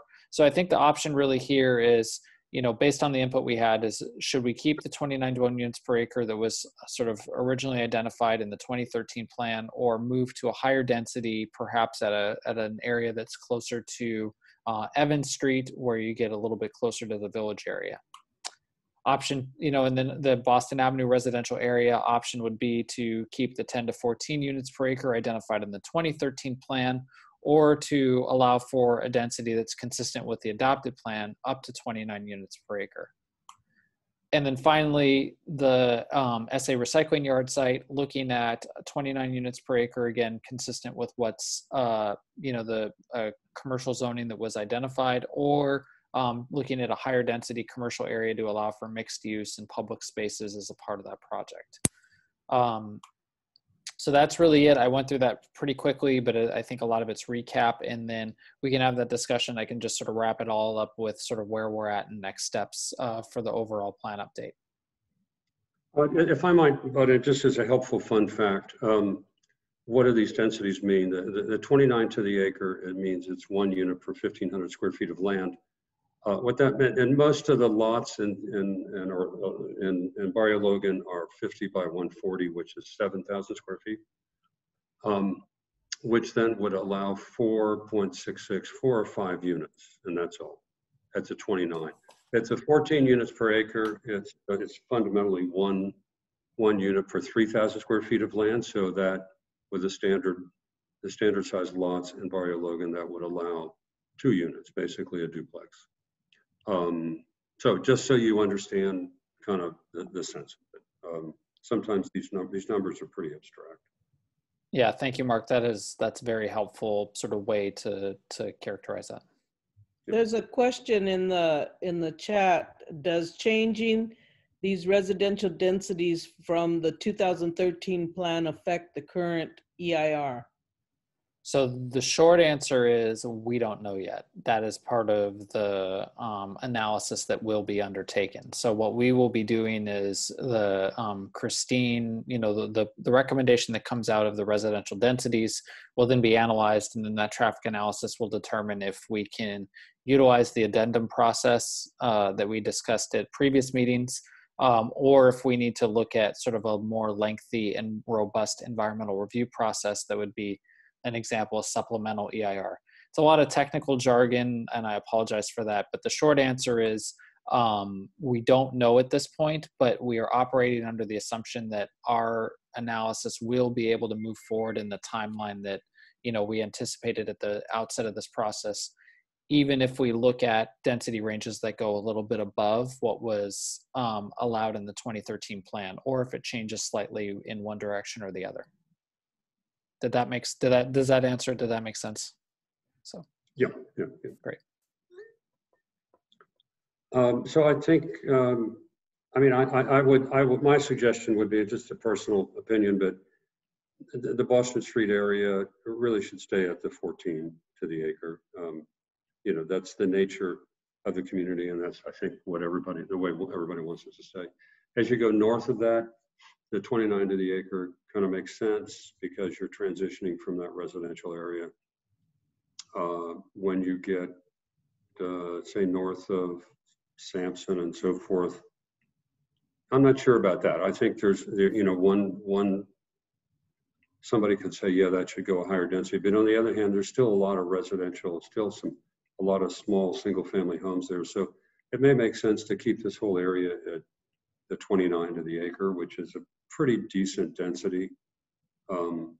It gives a landowner a chance to do something with a property, but it doesn't overwhelm the community. So, and then everything south end of Boston. When you get north of Cesar Chavez, I think the plan calls for, I think in the 40s, right, or 39 to the acre, or 40. Yeah, it does go higher as you move a little bit further north and west that towards makes the village sense area. Because Yeah, because you're getting out of the single family residential area. Right. The only other thing that I would add on top of this was the discussion that we had related to Complete Communities housing solutions, and that that program adopted by the city does allow for higher densities in exchange for some public benefits and a requirement for additional affordable housing. And so that program would be available to property owners in the area that would be seeking higher densities, and that it doesn't necessarily. And so that was sort of the discussion we had at the November meeting as well. I think the other key to it, you all, is and I remember it when we got into the, what is it, Barrio Flats or whatever it was down on 26th Street. The concern there was not about the numbers. The numbers kind of are abstract.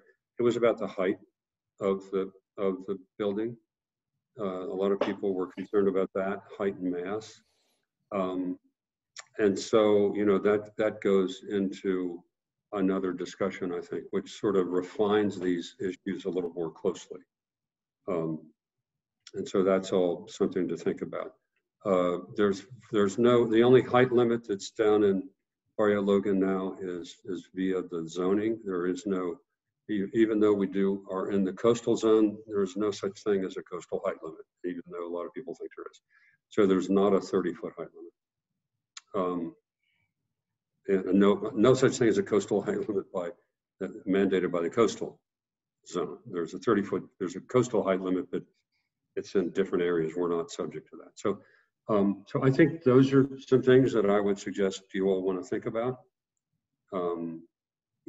What makes the most sense when it comes to height and so forth. Yeah, Mark, I wouldn't want to see like big buildings here in the community. That would kind of be crazy. That's the point of it. Yeah, that's why I wanted to bring that to yeah, the height. Yeah, thank you for that. Well, what is it right? We don't have any right now, so. No, not really. I mean, there's some zones that right now some of the PDO has some height limits, but that's down on Main Street and so forth. But I think it ought to be restricted. I mean, a good height limit is 3 stories. The 30-foot height limit is a good one. I have a question regarding the or 35 feet. The units. So we have some that are 30 units per acre, and then some that are 12 or 14. And so it's 14. So how does that work as far as volume, square footage? So let's say it's 13 units, but the volume of each unit is, let's say substantial. Well, I think if I would assume Michael can answer this one, but I would assume you would apply some standard zoning to these areas, which would have FAR limitations and setbacks. Based on the FAR? Yeah, it would be based on the, we would apply a citywide zone, similar to what was proposed in 2013. So in this instance, it would be sort of the number of square feet per lot area. And that's it, and that would sort of dictate it. And then the unit sizes could vary, like the actual specific unit sizes could vary depending upon the specifics of the lot and how many units a developer or property owner would want to put on that lot. I think Mark kind of outlined it pretty well. It's like typically you would get on the higher range of 4 to 5 if you use a standard lot and use the 29 units per acre, and then 1 to 2 like in the Boston Avenue area. And there are some variations on that as well, obviously, I mean, in terms of depending upon specifics, but that's a good sort of rule of thumb. Okay, thank you. And I suggest, unless somebody wants to make a motion now, which I would be happy to entertain, does anybody feel like you have enough information to do that? Josie's shaking her head no. So why don't we, does anybody have any other comments or questions or ideas? So Julie here, I wanted to chime in and say that EHC did review the densities proposed in the 2013 plan, and overall we didn't really have any issues with it. I think when it was done in 2013, people really thought it through. Even with Complete Communities, we didn't see too much of a problem because in complete communities, the FAR in Barrio is capped at 2.5. So, you know, even the folks that take advantage of complete communities, they wouldn't be able to build a skyscraper or anything like that. And keeping them at around, you know, 29 in the historic core would allow for them to take advantage of it, because under complete communities, 40% of the base density would be at for affordable. So I think overall, we didn't comment on it, and we didn't, you know, lobby, for lack of a better word, you guys with our thoughts on it, because our review thought that they were okay as they were. And I don't know if that's helpful or not, but I just wanted to let you guys know that we did take a look, and we did not have any serious issues with the densities as they're proposed in the 2013 plan. Thank you, Julie. So I would suggest then, I'm not seeing a motion, so Michael, you want to come back next week and maybe we can start with this one, run through it quickly. And I would ask everybody on the board, however, to think about this in the next month over the holidays as you're sitting by yourself in your house celebrating Christmas. So I think one of the things that I feel like the direction's pretty good just based on what I'm hearing tonight and what I heard in November. Okay. So I don't think a formal motion is necessary. Right. Okay. You're welcome to take one. You're welcome to not. But I do think that a discussion about height limits maybe, or height sort of building heights should be a discussion for perhaps the January meeting, and something that would need to be addressed through the policy. And we can be prepared to discuss that as part of the January meeting. And Michael, what might be helpful then would be to actually go ahead and for you to delve into what you would suggest as citywide zoning, which was going to help people understanding. Yeah, we can get into basically, the sort of review the land uses, review the zoning, and then any sort of like implementation measures, because this kind of ties back into the earlier conversation that we had with the board's motion related to limiting uses for hotels and motels, alcohol sales and consumption, and adult entertainment, while allowing for a residential only or commercial only developments in the neighborhood commercial area. It was kind of a long-winded way of restating the November motion that was approved, but how that actually gets implemented in the community plan is something that we can present in draft form at the January meeting. So I guess that kind of leads into, just to wrap this up for everyone, in terms of where we are at and where we're going with the full plan update, is to, all right, can everybody see my screen again?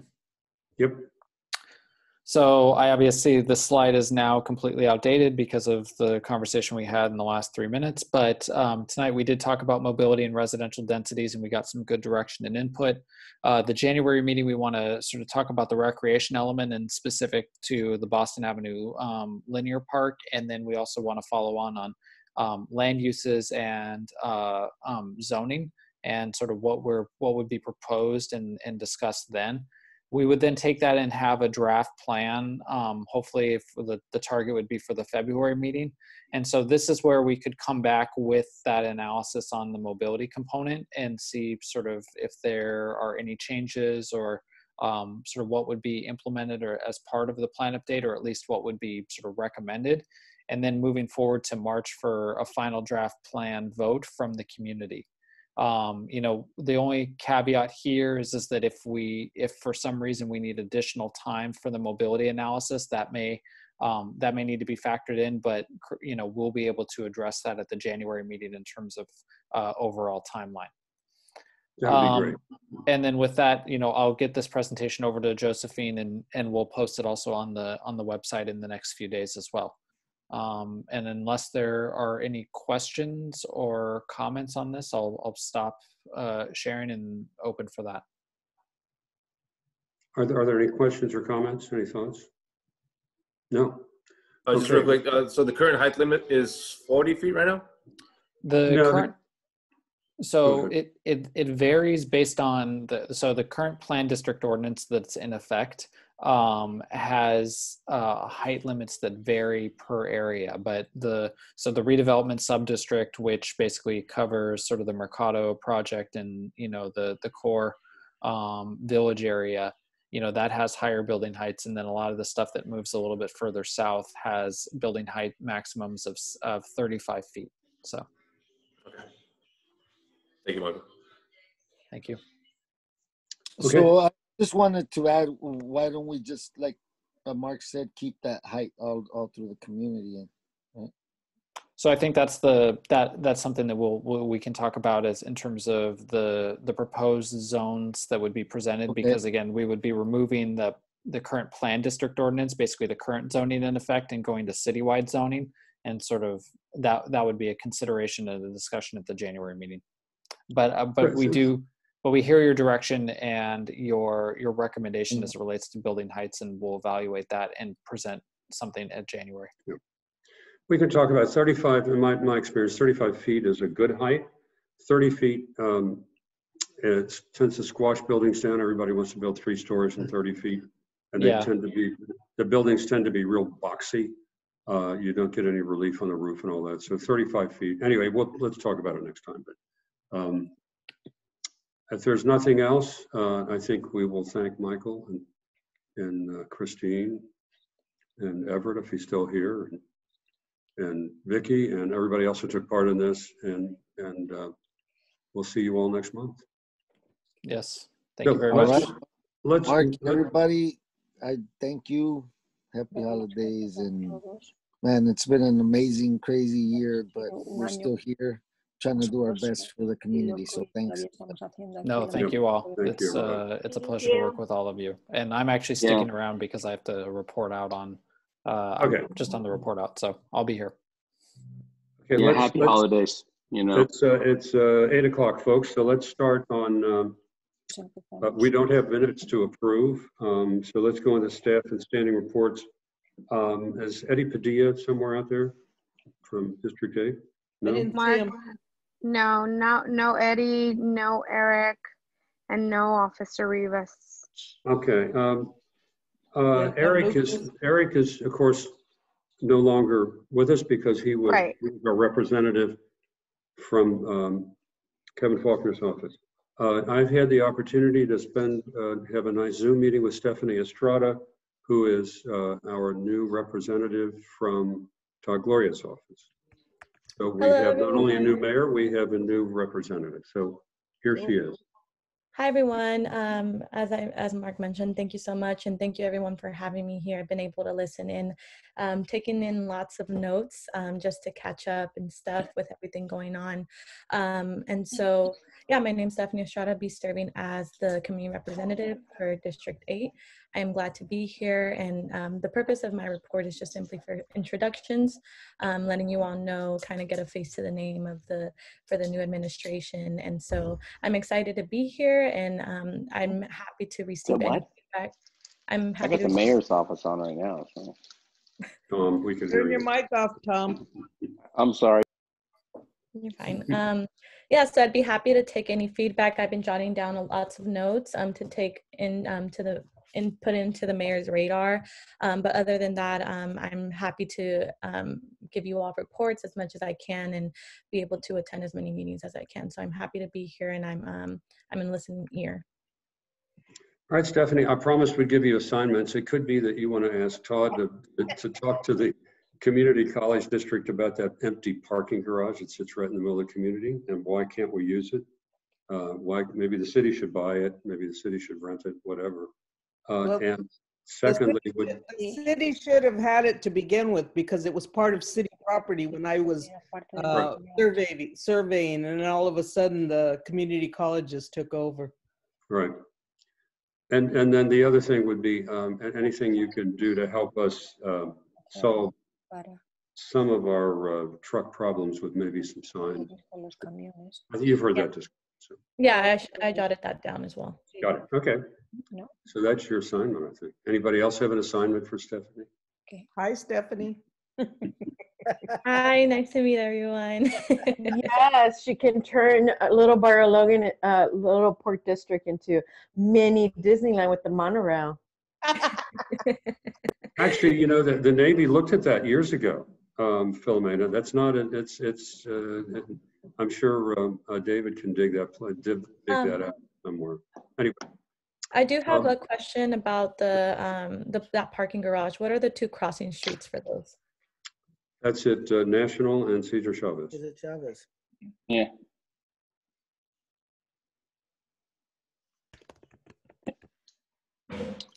And, we and have that's over the height limit? That's way over. And it's huge. It's gigantic. Okay. All right. Does anybody else have a question or comment or anything? Hey, Mark, this is Tom. I do have a question. I was wondering, do we have an update maybe from the mayor's office on the winter temporary housing shelter for the homeless, or is that all being taken care of at the convention center this year? What is? Yeah, so right now, there isn't a substantial report that I have, but going into January, we'll be able to catch you all up on any questions that you do have. I'll be sending in Mark my reports monthly if I'm not able to come in to the meeting, but I'll specifically check on that as well. That'd be great. Thank you. Thank you.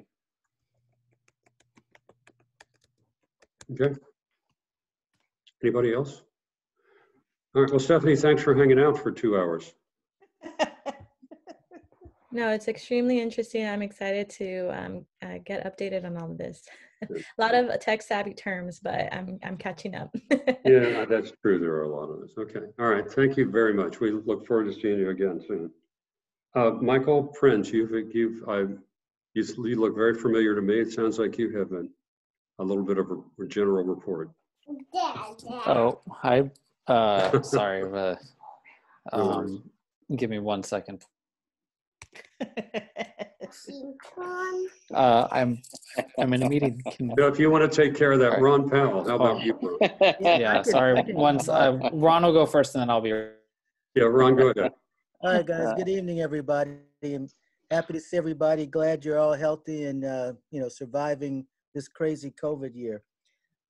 Since our last meeting here at the planning group, the Board of Port Commissioners, of course, took up that Mitsubishi cement project. And as Duque Valderrama always likes to say, he's our dean on the Board of Port Commissioners. 16 years he's moving on, and Sandy Naranjo is taking his place. But Duque has this thing about how he'd like to see every project before the Port Board be a win-win-win, meaning a win for the community, a win for the tenant, and a win for the port. And clearly, at this time, the Board of Port Commissioners doesn't believe that the Mitsubishi cement project meets that criteria. Many of you testified. Josie was there, EHC was there, and so they decided that they would actually postpone a vote on the Mitsubishi plan, and to have the port staff and Mitsubishi have further talks to see if we can make some further progress on the zero emission vehicles. Now, port staff plans to sit down with Mitsubishi in the next 4 to 6 weeks and see what, if anything, we can do. If we come up with a plan that is doable, that is from Mitsubishi's standpoint, then we'll come back to the planning group and talk about that, air that plan out, and that would be done in advance of any board action by the Board of Port Commissioners. So that's where we are right now. I just wanted to kind of give you guys a little bit of an update on that, and wish you all a very happy holiday season and a very happy new year. And hopefully you get the COVID shot and we can get beyond all this stuff. Thank you all. Thank you, Ron. We'll see you next year. Ron. Hey, Ron, I wanted to say something to Ron. I got to go out on the boat with Marshall for the lighting ceremony on the Coronado Bridge. The project you guys have been working on is fantastic. Yeah, well, we got a long way to go. We got a long way to go, and we got like $16 million to raise. So, at the end of this journey, hopefully we can raise the money and actually light up 29 pillars that go across the bay. And if we can do that, I think it'll be a great amenity for the city. It'll be something great for everybody to see, from Barrio Logan to all the South Bay cities, Coronado, all of them. It'll be a really nice amenity. And we think it will also drive tourism, which is important to all of us, because that's clean money coming in, people dropping money and leaving. We want that. So, once again, it was a nice 1 week test of the lights. They all, like the scheme seems to work pretty well, but we have a long way to go before we can call it a day on that one. But thank you so much, Tom. I will tell everybody that you said that. Yeah, it was great, Marshall. Marshall did a great job on it, and it's just a great signature feature, like a great 21st century signature feature on that bridge. So good job. Thank you, Tom. Thanks again, Ron. Is Lucas Cruz here? Marissa, you see him? No. Nobody from Alpha Project. I don't think Kelly is with him anymore, but I don't know who else is. No. Hector, do you want to make a quick report on the BLA? Marisa can share a little bit more information on that, but it's been kind of, not a lot's been going on. I know there's some planning on an off-ramp, and Marisa can share more information, but the maintenance and everything still continues in the community, and but I'll pass it to Marisa. She has more information, but thank you. Thank you, Hector. So in regards to our maintenance services within the MAD boundaries, those continue 5 days a week by the Urban Corps. Pressure washing is 1 day, and maintenance and trash graffiti removal and litter abatement are 4 days a week. We also had on our agenda discussion regarding a landscape improvement project.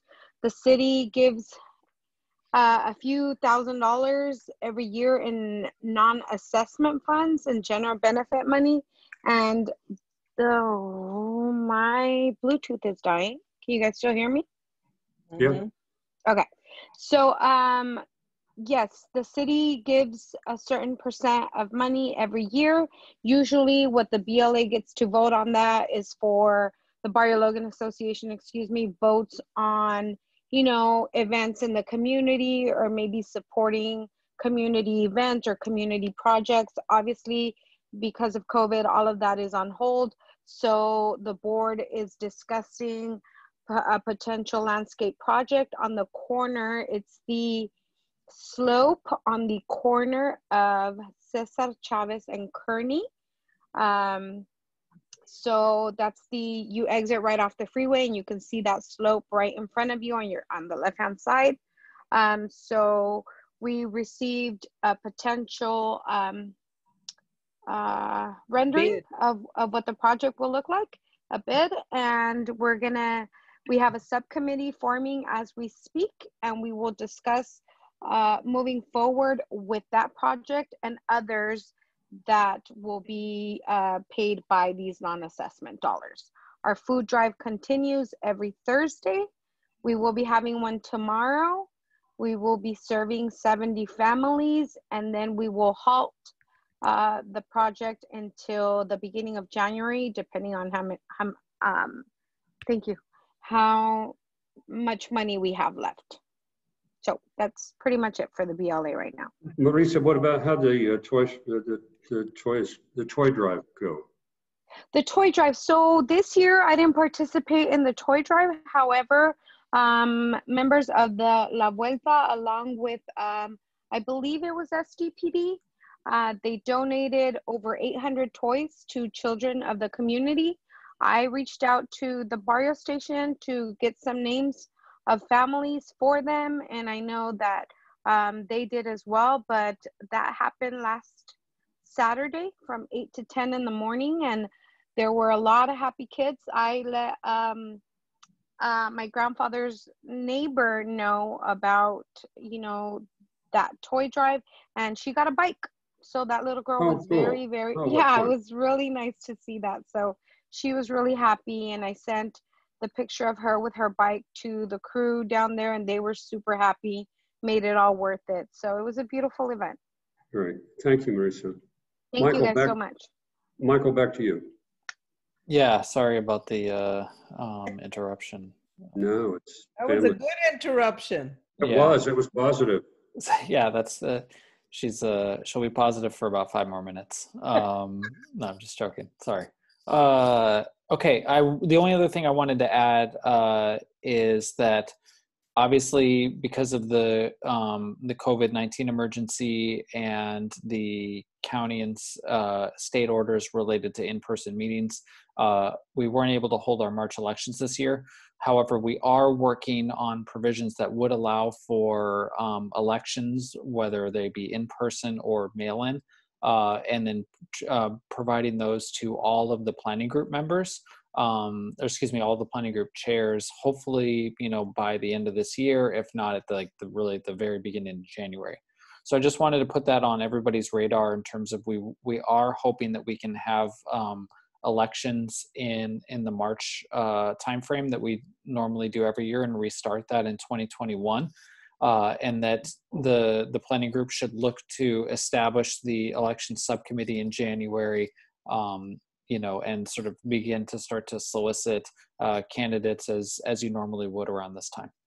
What do we do with the candidates that were in place last year? Because the COVID hit right at the second week of March. So I think that it would just be a new batch of candidates, and those who are interested can continue to basically to identify themselves as potential candidates and being on the ballot. But I think they would they still need to go through the normal process that we would allow for. So it's going to do some strange things about terms, but right. I don't know. Maybe you guys can think that through, because our elections are really every 2 years, so we have these 2 and 4 year terms. But anyway, we won't belabor that tonight. But right, maybe just wanted to put that on your radar, and we can saying for the January meeting, plan to have an action item to establish the subcommittee, and then we can sort of work on the logistics. And so my question would be more specifically, if you would take it back, what would be, if we have an election in this March, would those be for 1 year terms in order to get us back in the cycle, or would they be for full 2 year terms? We just need to know that. Yeah, and we can address that at the January meeting. So I got your questions and Josephine's as well, and we'll bring that over to January. Perfect. Also, Mark in the chat, Derry Pence said that on Monday of this week, the Ship Repair Association and major shipyards distributed 1,000 toys to 7 elementary schools and the Good Neighbor Project in the Barrio Logan area. Great, that's good news. Thank you, Derry. Derry runs the Ship Repair Association. And Derry Pence and Dennis Dubard were very instrumental in getting this plan update going. All right, thanks to all of you folks. Is there any non-agenda communications from the public? Yes, Nicole has a non-agenda public comment. Okay. Hi, thank you. I just wanted to stay on and let you guys all know, digging around in some of those mobility projects in your community, I noticed that Main Street is actually up for a resurfacing project in early 2021. And I just was, if I could make a recommendation to put it on your agenda for January or February and have that as a discussion as a quick build project. Bike SD is really trying to implement some safe, protected bikeways and do it quick build, and with new mayoral leadership. I would like to see Stephanie Estrada here. So I'm just, advocating for better infrastructure and low cost effective, immediate upgrade for Main Street would be wonderful. So just something for your future agenda if you're interested. So thank you. Thanks for looking into that. Appreciate it. Anybody else? Sorry, what street was that? Main Street. Main Street, okay. 28th and 32nd is being researched. Any other communications from the public out there? I don't see any others. Okay. If not, let's go to, we have an information item from Sandag and Gia, or is it Gia or Gia? Gia. Gia. So Gia is here to give us an update on the Central Mobility Hub, and she's been very patient. I'm just going to share my screen if that's all right. Give me one moment. That's okay, Gia. Just make sure you send your PowerPoint to Mark so that we have notes. Perfect. Will do. For now, hopefully everyone can see this in the full screen. Again, as Mark said, my name is Gia Balish. I'm here today with Sandag to provide you with an update on the Central Mobility Hub project. So thank you all for having me this evening. I do believe that this group should be rather familiar with Sandag, so I'll just go quickly through this. We are the San Diego Association of Governments, governed by a board of directors that comprises elected officials throughout the region. And we work closely with partner agencies like MTS, Caltrans, and CTD to propose transportation solutions throughout the region, in addition to other quality of life issues. Now, currently, we have five, give me just a moment. Currently, we have 5 priority projects that we are focused on at Sandag, amongst several others. Among those priority projects, we have the Otay Mesa East project, which is working on improving transportation at the Otay Mesa Port of Entry at the U.S.-Mexico border.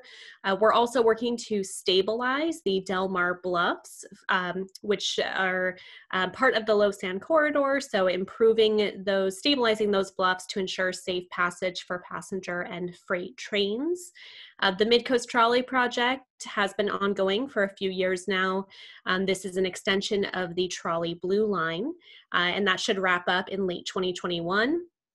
We're also currently working on our regional plan, which is our long-term blueprint for the region in terms of not only transportation, but also quality of life issues, as I mentioned. And that brings me to today's topic of conversation, which is the Central Mobility Hub project. What is this? We envision this Central Mobility Hub to be a multimodal transit center that would serve all current and future modes of public transportation throughout the region. So we're looking at this as a hub that would connect the trolley, buses, trains, rideshare services, you name it, in addition to providing a direct transit connection to San Diego International Airport. That has long been a priority of Sandag's, and we're really hoping that this will be a solution to that challenge of airport connectivity. Now, we also envision this as being a hub that would provide amenities for the travel experience and the community. So seeing this as a place not just of mobility, but also activity, a place where we can bring the community together, potentially incorporate retail or office space, and really, encourage and improve upon the transit experience in the San Diego region. Now, quick background, as I mentioned, Sandag has been looking into the issue of airport connectivity for some time. So it really meaning that, what our airport lacks is any sort of direct public transit. That's something that you tend to see when you go into other major cities, and it's something that we really need here in San Diego. So back in fall of 2018, Sandag convened a group that we called the Airport Connectivity Subcommittee, and we tasked that group with developing solutions to this connectivity challenge. That group ultimately came up with 4 concepts that they presented to our board of directors in December of 2019. And the board of directors at that time approved $50 million to allow for initial design and engineering work so that we could expand upon those concepts. And that's part of the project today. So that's what we're working on now.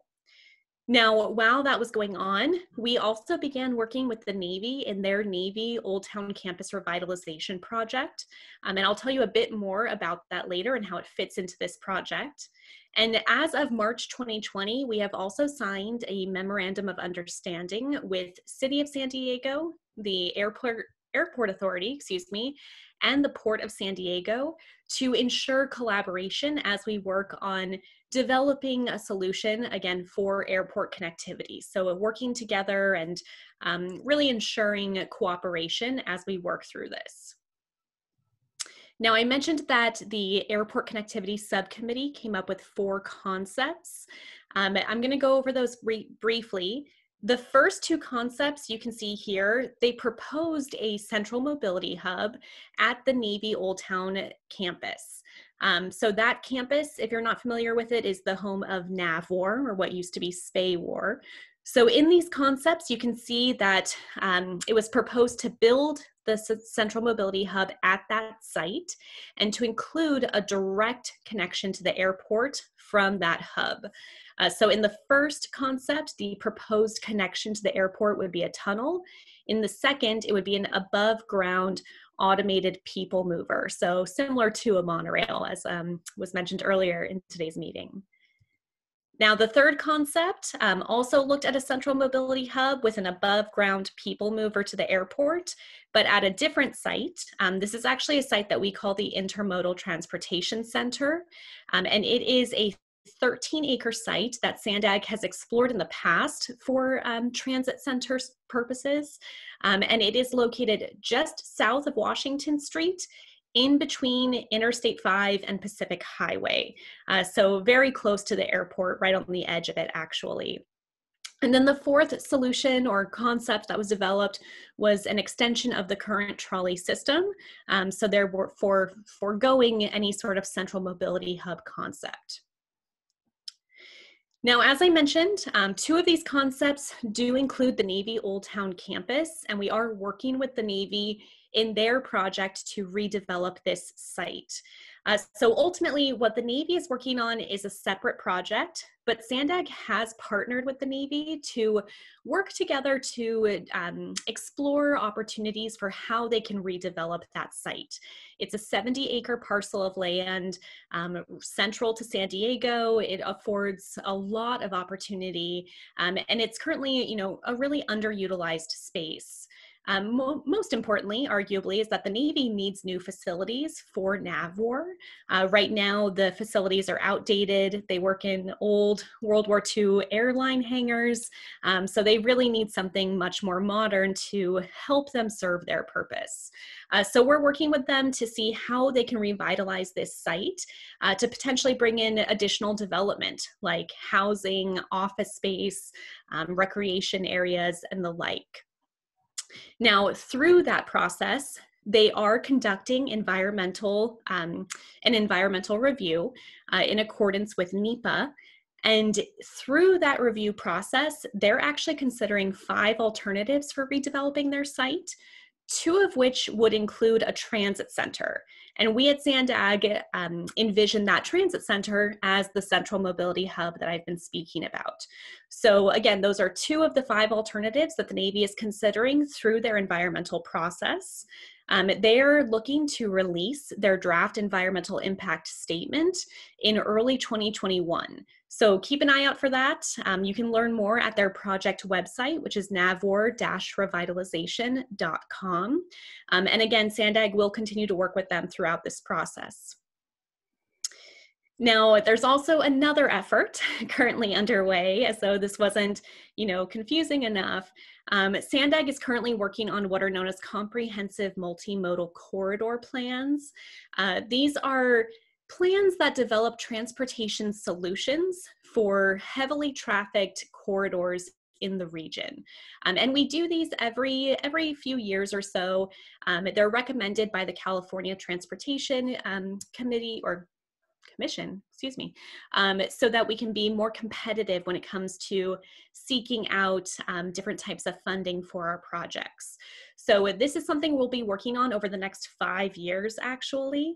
But the reason that it's pertinent to the conversation today is that one of the corridors that has been identified is what we're calling the Central Mobility Hub and Connections Corridor. So you can actually see in this map The dark blue area is what we're considering the study area for this one comprehensive multimodal corridor plan.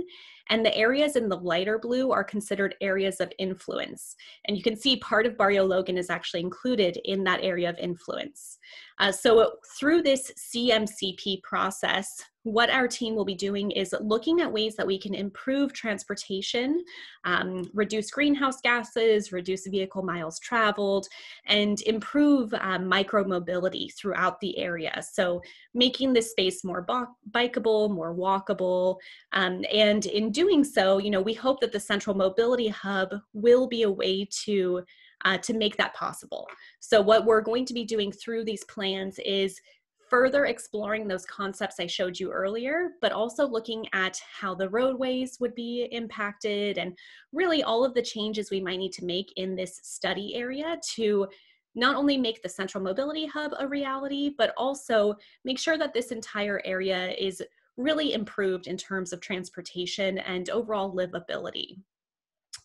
So how does it all connect? I know I've gone over quite a bit. Today we're talking about the Central Mobility Hub project, but it's really central to quite a few efforts. So one, it is fundamental to the regional plan that we're working on. It is also a part of our proposed solution to that long-standing challenge of airport connectivity. We are working with the Navy, and that is pertinent to this project in that it's one location in consideration for the Central Mobility Hub. And then again, this comprehensive multimodal corridor plan is really going to help inform the project by further, refining those concepts that were initially developed and looking at the greater area to improve the surrounding transportation network. Now, currently, we have, we've already made some progress, but it's important to note that this project is really in its infancy. We're really just getting started now, beginning with that comprehensive multimodal corridor plan. Our next step will be moving into the environmental review process for the Central Mobility Hub project, and then hopefully taking a plan to our board of directors for approval by spring 2022. And throughout these upcoming phases, there are going to be many opportunities for public involvement.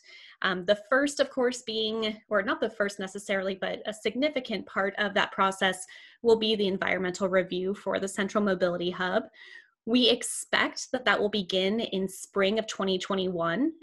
We will carry out that process through CEQA, and we will afford opportunities for public meetings for you to really learn more about this project, see these concepts that I've been speaking about in more detail, and of course, weigh in on how you think this, could benefit the community, concerns you have. We really want to hear from you, especially considering that you are going to be part of that area of influence that I showed earlier. And then in terms of the CMCP that I mentioned, that, overall plan for the area, we're going to begin public workshops for that process as well, sometime in early 2021. So I'll share with you dates once we have those solidified. But really, again, that's going to be an important step for the public in that, that's going to be your first chance to really see what we're looking at in terms of those greater transportation solutions. And it will be a chance for you to weigh in on the concepts that will ultimately inform the Central Mobility Hub design and its location. So I encourage you to, keep an eye on this, stay informed. I'm going to do my part by continuing to keep you updated, but we're still in the process of really, preparing a lot of information on this. So like I said, it's early yet, but today I'm here to, not only tell you about the project, but answer any initial questions you have. So with that, I thank you for your time. I tried to go quickly. I know it's a bit late. So if I rushed too quickly, please let me know if you have any questions. I'll stick around for as long as it takes. Thank you. Thank you, Gian. Thanks for your patience and hanging out with us all this time. Anybody have any questions or comments? I think everybody's tired. I don't want this to be long, but just, you mentioned that Barrio Logan is part of it, that light blue part. What does that entail?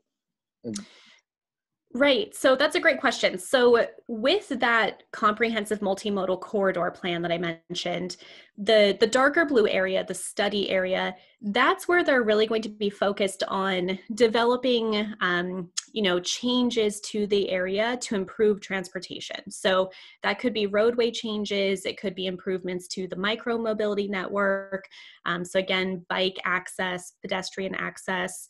But the areas of influence, including Barrio Logan, those are areas that we know, there frequently are folks going to and from the study area to those areas. So ultimately, Barrio Logan is going to be part of this conversation because we know that there's going to be, travel between the study area and Barrio Logan, whether that's going into downtown, going to the airport, going to, the peninsula communities over by Ocean Beach. So, ultimately that still factors in because we want to make sure that we're improving solutions not only in the study area but also into and out of that study area. Can you be Okay. Thank you. You don't have the map up. This is Philomena speaking. Can you be specific as far as streets? You said part of Barrio Logan. So when you say part, you're not seeing the whole. So it's basically north of Chavez. It's north of the bridge. Yeah, north of sorry, I tried to bring it up just now. So yes, north of the bridge. So you can see kind of so it's really kind of the northwest half of Barrio Logan, I guess you could say. Mm-hmm. Yeah, a little less than half, but yes, fundamentally it's north of the bridge. Got it. Thank you. Mm-hmm. Thank you. Any other questions, thoughts, comments? Tom, did you want to speak up? No, it was just an excellent presentation. Very, very insightful. I look forward to, future updates on these plans and this progress. It's really, really interesting.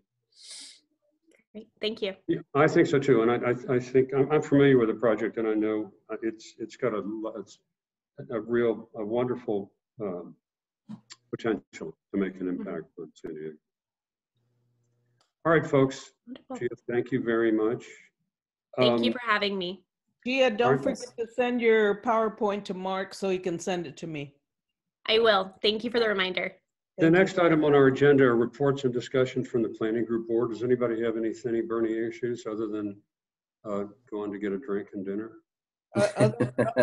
Other than I think these ongoing discussions need to be put in place and acted upon, because all we do is roll it over from one meeting to another and we never address it.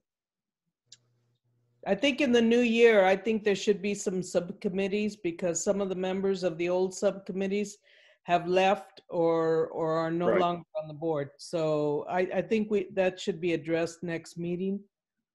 I think there actually have been some things. Let's do it next meeting.